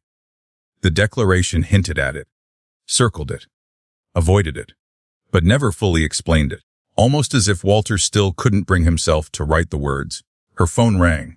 Daniel. She answered immediately. Martha identified Noah's location. Eleanor sat upright. We're Montana. The attorney closed her eyes. For the first time in weeks, they finally had a direction. A real direction. Not another clue. Not another letter. An actual destination. 2. Back at the Bennett mansion, Michael and Claire were studying the photograph. Richard stood nearby. The atmosphere felt strangely different. Not hopeful. Not optimistic. Focused. For the first time, everyone could see the finish line, or what looked like a finish line.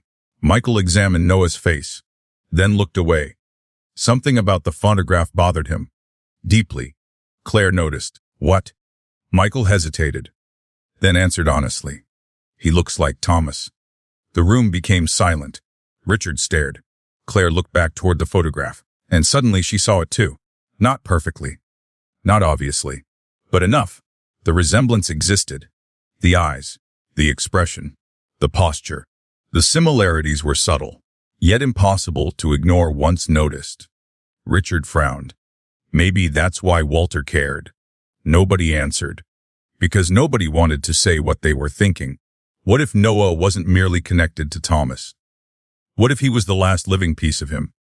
2. That evening, Daniel and Eleanor boarded a flight to Montana. Neither wanted to wait. Every hour mattered now. Someone else was moving. Someone else was searching. And every warning suggested they were running out of time. The flight lasted nearly 3 hours. Neither spoke much. Both spent most of it reviewing evidence. Letters, photographs, declarations, records, the entire case. By the time the plane landed, one thing had become painfully obvious. The mystery wasn't about Noah's location anymore. It was about Noah's identity, because every answer kept leading back to the same question. Who exactly was Noah Carter? The small Montana town looked almost unreal. Mountains, forests, wide open skies. The complete opposite of Chicago. The kind of place people disappeared intentionally. Daniel understood why Noah lived here. Nobody would think to look. The rental car wound through quiet roads. Eventually, Martha's directions led them to a modest house near the edge of town. Daniel parked. His pulse quickened. Eleanor looked toward him. Ready. Nuba. Good. Guh. Neither smiled. Slowly, they approached the front door. Daniel knocked. Once. Twice. 3 times. Nothing. Then footsteps. The door opened. And for the first time, Daniel Harper came face to face with Noah Carter. The young man looked exactly like the photograph. Older, perhaps. More cautious. But unmistakably the same person. For several seconds, nobody spoke. Noah looked between them. Evaluating. Calculating. Suspicious. Daniel couldn't blame him. A stranger arriving from Chicago rarely brought good news. Finally, Noah spoke. You're late. Daniel froze. Eleanor did too. Neither expected that. Noah leaned against the doorway, almost amused. I figured it would take longer. The statement stunned them. Daniel found his voice first. You knew we'd come. Noah laughed softly. Not because it was funny. Because it was inevitable. Walter told me you would. The world seemed to stop. Daniel stared. What? Noah folded his arms. He spent years preparing for this. A pause. Then, just like he prepared me. Inside the house, the conversation continued. Noah remained calm. Far calmer than anyone expected. As if he'd been living with this moment for years. Maybe he had. Daniel studied him carefully. The young man wasn't frightened. He wasn't surprised. If anything, He seemed relieved. Finally, Daniel asked the obvious question. How much do you know? Noah looked toward the window, then back again, and answered with 4 words. More than Walter wanted. The room fell silent, because suddenly everyone realized something important. They hadn't found a frightened teenager hiding from the truth. They'd found someone who had been living beside the truth for years. Someone who already knew pieces of the story. Someone who might finally explain the mystery. Daniel leaned forward. What did Walter tell you? Noah looked down briefly, then met his eyes, and spoke the sentence that shattered everything. Thomas Carter was my grandfather. Silence. Absolute silence. Daniel stared. Eleanor stopped breathing, because the final connection had finally been revealed. Thomas, Emily, Noah, 3 generations, 1 family, 1 tragedy, 1 secret, and now, at last, the truth was beginning to emerge. But Noah wasn't finished, not even close, because after a long silence, he looked directly at Daniel and said, and Walter Bennett spent 28 years trying to make up for what he did to him. The room went still, because Noah didn't sound uncertain. He didn't sound confused. He sounded like someone who already knew the ending. And if that was true, the most dangerous revelation of all was still waiting to be told. The room remained silent for nearly 30 seconds. Nobody moved. Nobody spoke. Daniel Harper simply stared at Noah Carter. Because after weeks of searching, after months of secrets, after decades of lies, the answer was finally sitting in front of them. Alive. Real. And apparently far more informed than anyone expected. Noah sat calmly across from them. Not arrogant, not defensive, just tired. Very tired. Like someone carrying a burden far too large for his age. Daniel finally broke the silence. You knew Thomas was your grandfather. Noah nodded. Since I was 13. Daniel exchanged a glance with Eleanor. That was earlier than expected. Much earlier. Most of the adults involved had spent years protecting Noah from the truth. Apparently Walter hadn't protected him from all of it. Noah leaned back. Walter thought I should know where I came from. The statement sounded simple. But nothing about this story was simple anymore. Outside, snow drifted across the Montana mountains. Inside, Daniel opened his notebook. For the first time, he wasn't interviewing witnesses. He wasn't chasing records. He wasn't piecing together clues. He was speaking to the person at the center of everything. Noah. The young man looked up. What exactly did Walter tell you? Noah smiled sadly. Not enough. Daniel waited. Eventually Noah continued. He told me Thomas Carter built Bennett Logistics with him. Daniel nodded. That part was already confirmed. He told me Thomas trusted him. Another nod. He told me he broke that trust. The room became silent, because Walter had admitted more to Noah than he'd admitted to almost anyone else. Noah looked toward the old photograph resting on a nearby table, the one showing him, Emily, and Walter years earlier. He said some mistakes become debts. Daniel immediately remembered Claire's letters. The same phrase, the same theme. Debts, promises, responsibility. Walter had spent years repeating the same idea, almost as if he was trying to convince himself. Meanwhile, back in Chicago, Michael Bennett was losing his patience again. The call from Montana had reached him less than an hour earlier. Noah had been found. Alive. Safe. Real. The news should have been a relief. Instead, it created a new problem. Now everything depended on what Noah knew. Michael paced the library floor. Claire watched from her chair. Richard sat nearby. Nobody looked relaxed. Call him. Claire sighed. They just got there. I don't care. Claire folded her arms.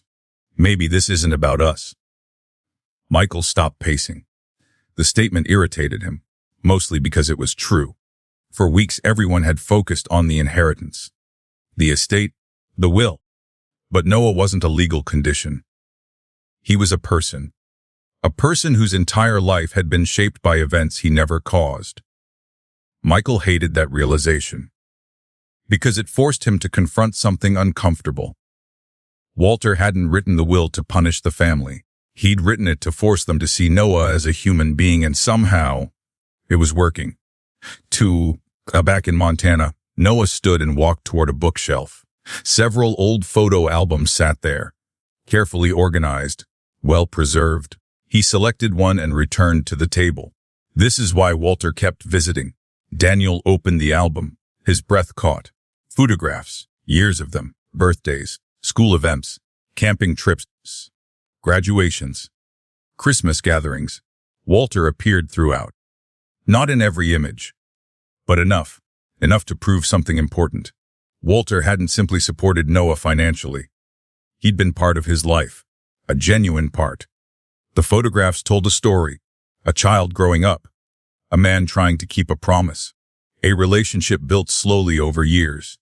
Eleanor turned another page, then another, then stopped. One photograph stood out. Thomas Carter, a much younger Emily, and Walter, all together. Daniel immediately leaned forward. The image appeared older than the others, much older, perhaps 30 years.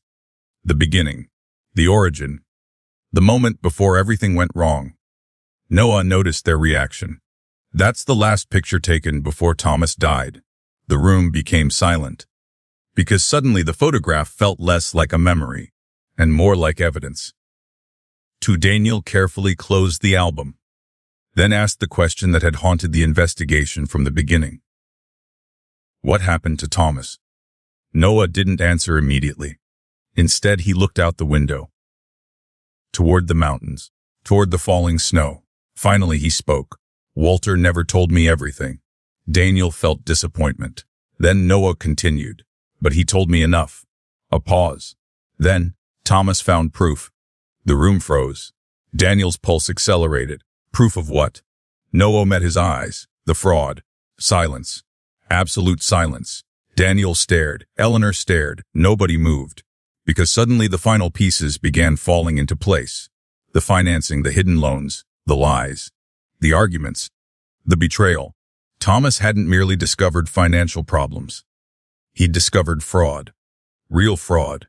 The kind that destroyed companies. The kind that destroyed lives. The kind that sent people to prison. Noah's voice remained steady. Thomas wanted to report it. Daniel slowly sat back. Everything clicked. The anonymous message. The declaration. The arguments. The fear. All of it. Thomas wasn't trying to destroy Walter. He was trying to stop something worse. Noah looked down at his hands. For the first time, uncertainty appeared. Not fear. Sadness. Walter always said he thought he could fix it himself. Daniel immediately understood. Walter hid the truth. Thomas wanted exposure. The friendship collapsed. The partnership collapsed. Everything collapsed. Then Thomas died. Noah continued quietly. Afterward, Walter spent the rest of his life trying to make up for it. The room grew still. Because that wasn't redemption. It wasn't forgiveness. It wasn't justice. It was guilt. 28 years of guilt. 28 years of carrying something that could never be undone. Then Noah stood, walked to a small desk, and opened a drawer. Inside sat a sealed envelope. Old, worn, handled many times. Daniel immediately recognized the handwriting. Walter Bennett. Noah returned and placed the envelope on the table. He told me to keep this until someone found me. Daniel stared. Eleanor stared. Neither moved. Slowly Noah pushed the envelope forward, according to Walter. A small pause. Then, this contains the truth. The room became silent, because suddenly everything they had chased, every clue, every letter, every threat, every warning, every secret, had led to a single envelope, a single final confession. Daniel carefully picked it up. The paper felt fragile, ancient, important. Walter Bennett's final secret. The secret he'd hidden for 28 years. The secret powerful enough to rewrite a will worth hundreds of millions. The secret powerful enough to shape 3 generations. And as Daniel broke the seal, one thought echoed through his mind. Walter Bennett had never been trying to protect himself. He'd been trying to protect Noah, from what happened when the truth finally came out. And now, that moment had arrived. Daniel Harper opened the envelope carefully. Nobody spoke. Nobody moved. The only sound in the room came from the crackling fireplace near the far wall. Outside, snow drifted across the Montana mountains. Inside, 30 years of secrets waited inside a few folded pages. Walter Bennett's handwriting covered every line. Steady. Deliberate. Certain, a man preparing to tell the truth. Finally, Daniel took a breath, then began reading. Tweet. If you are reading this, Noah has been found. For a moment, nobody reacted. The sentence felt strangely personal, as though Walter had expected this exact moment. Expected Daniel. Expected Eleanor. Expected Noah. Walter continued. If Noah has been found, then my final responsibility is finished. But my final confession is not. Daniel glanced toward Noah.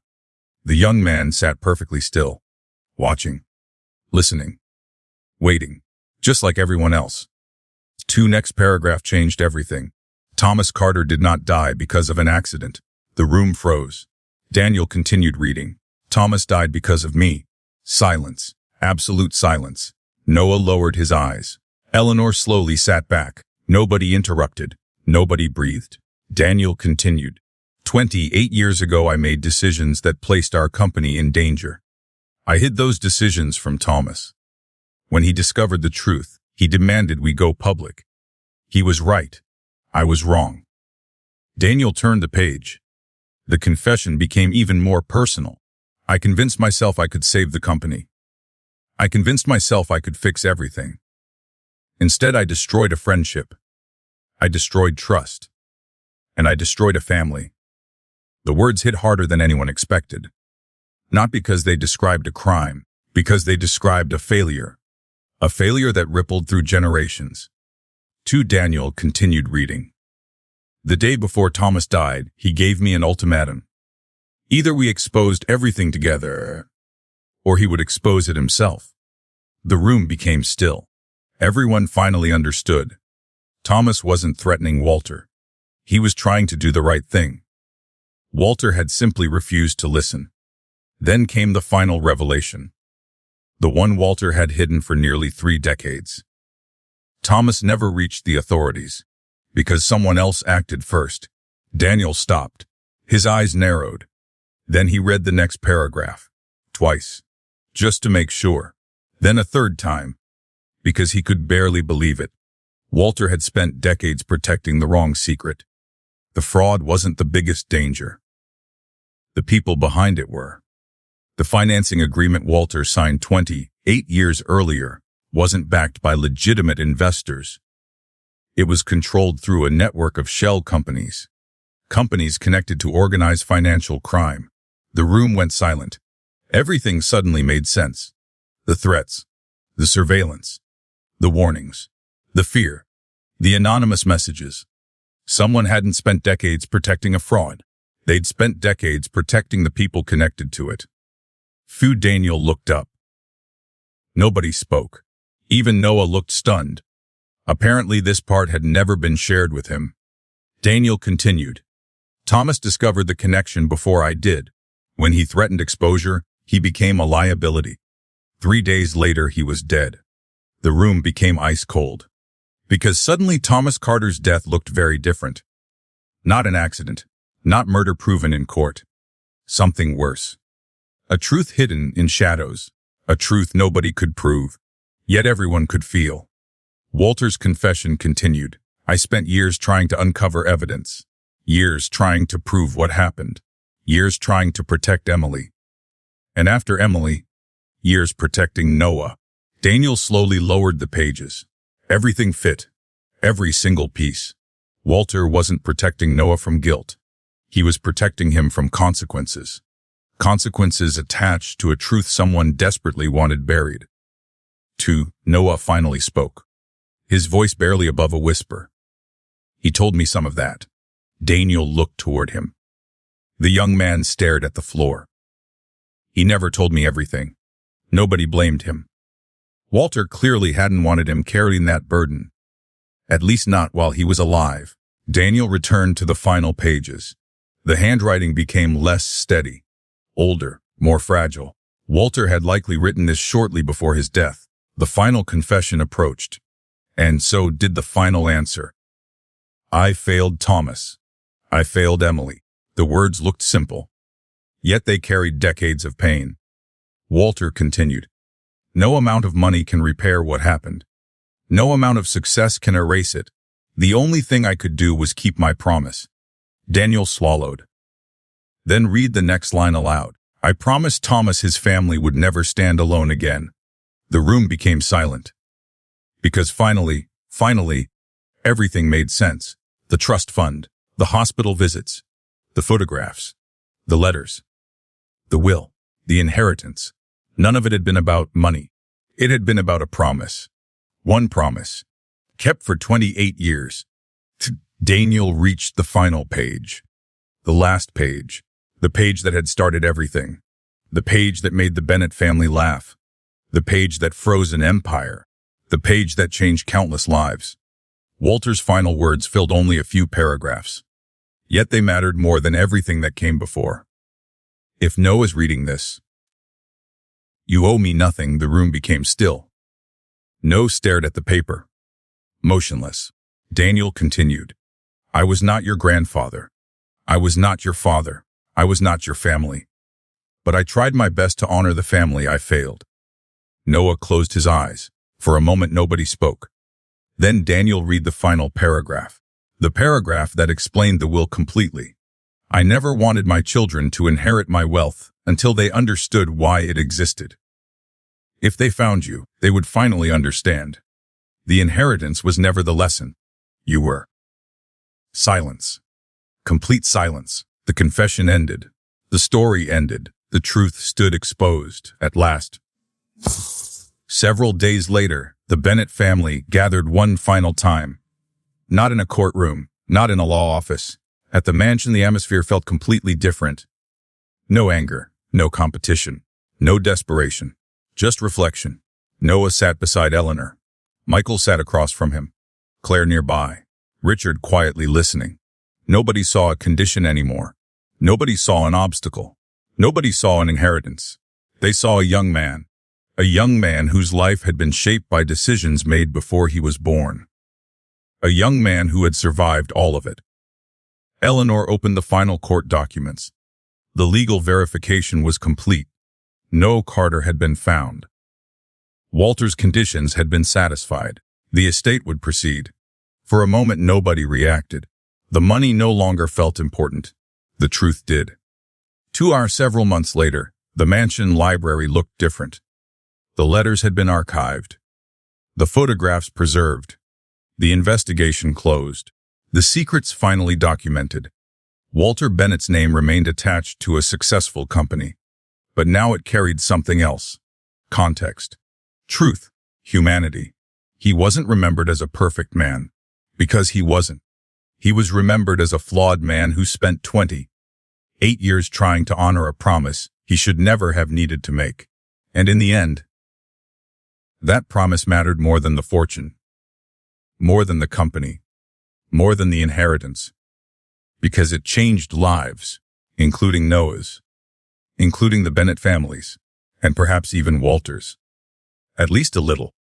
After learning the entire truth, do you think Walter Bennett earned redemption through 28 years of protecting Noah and honoring his promise to Thomas Carter, or were some mistakes too large to ever truly make right? Share your opinion below. I'd love to hear where you stand on Walter's final choice.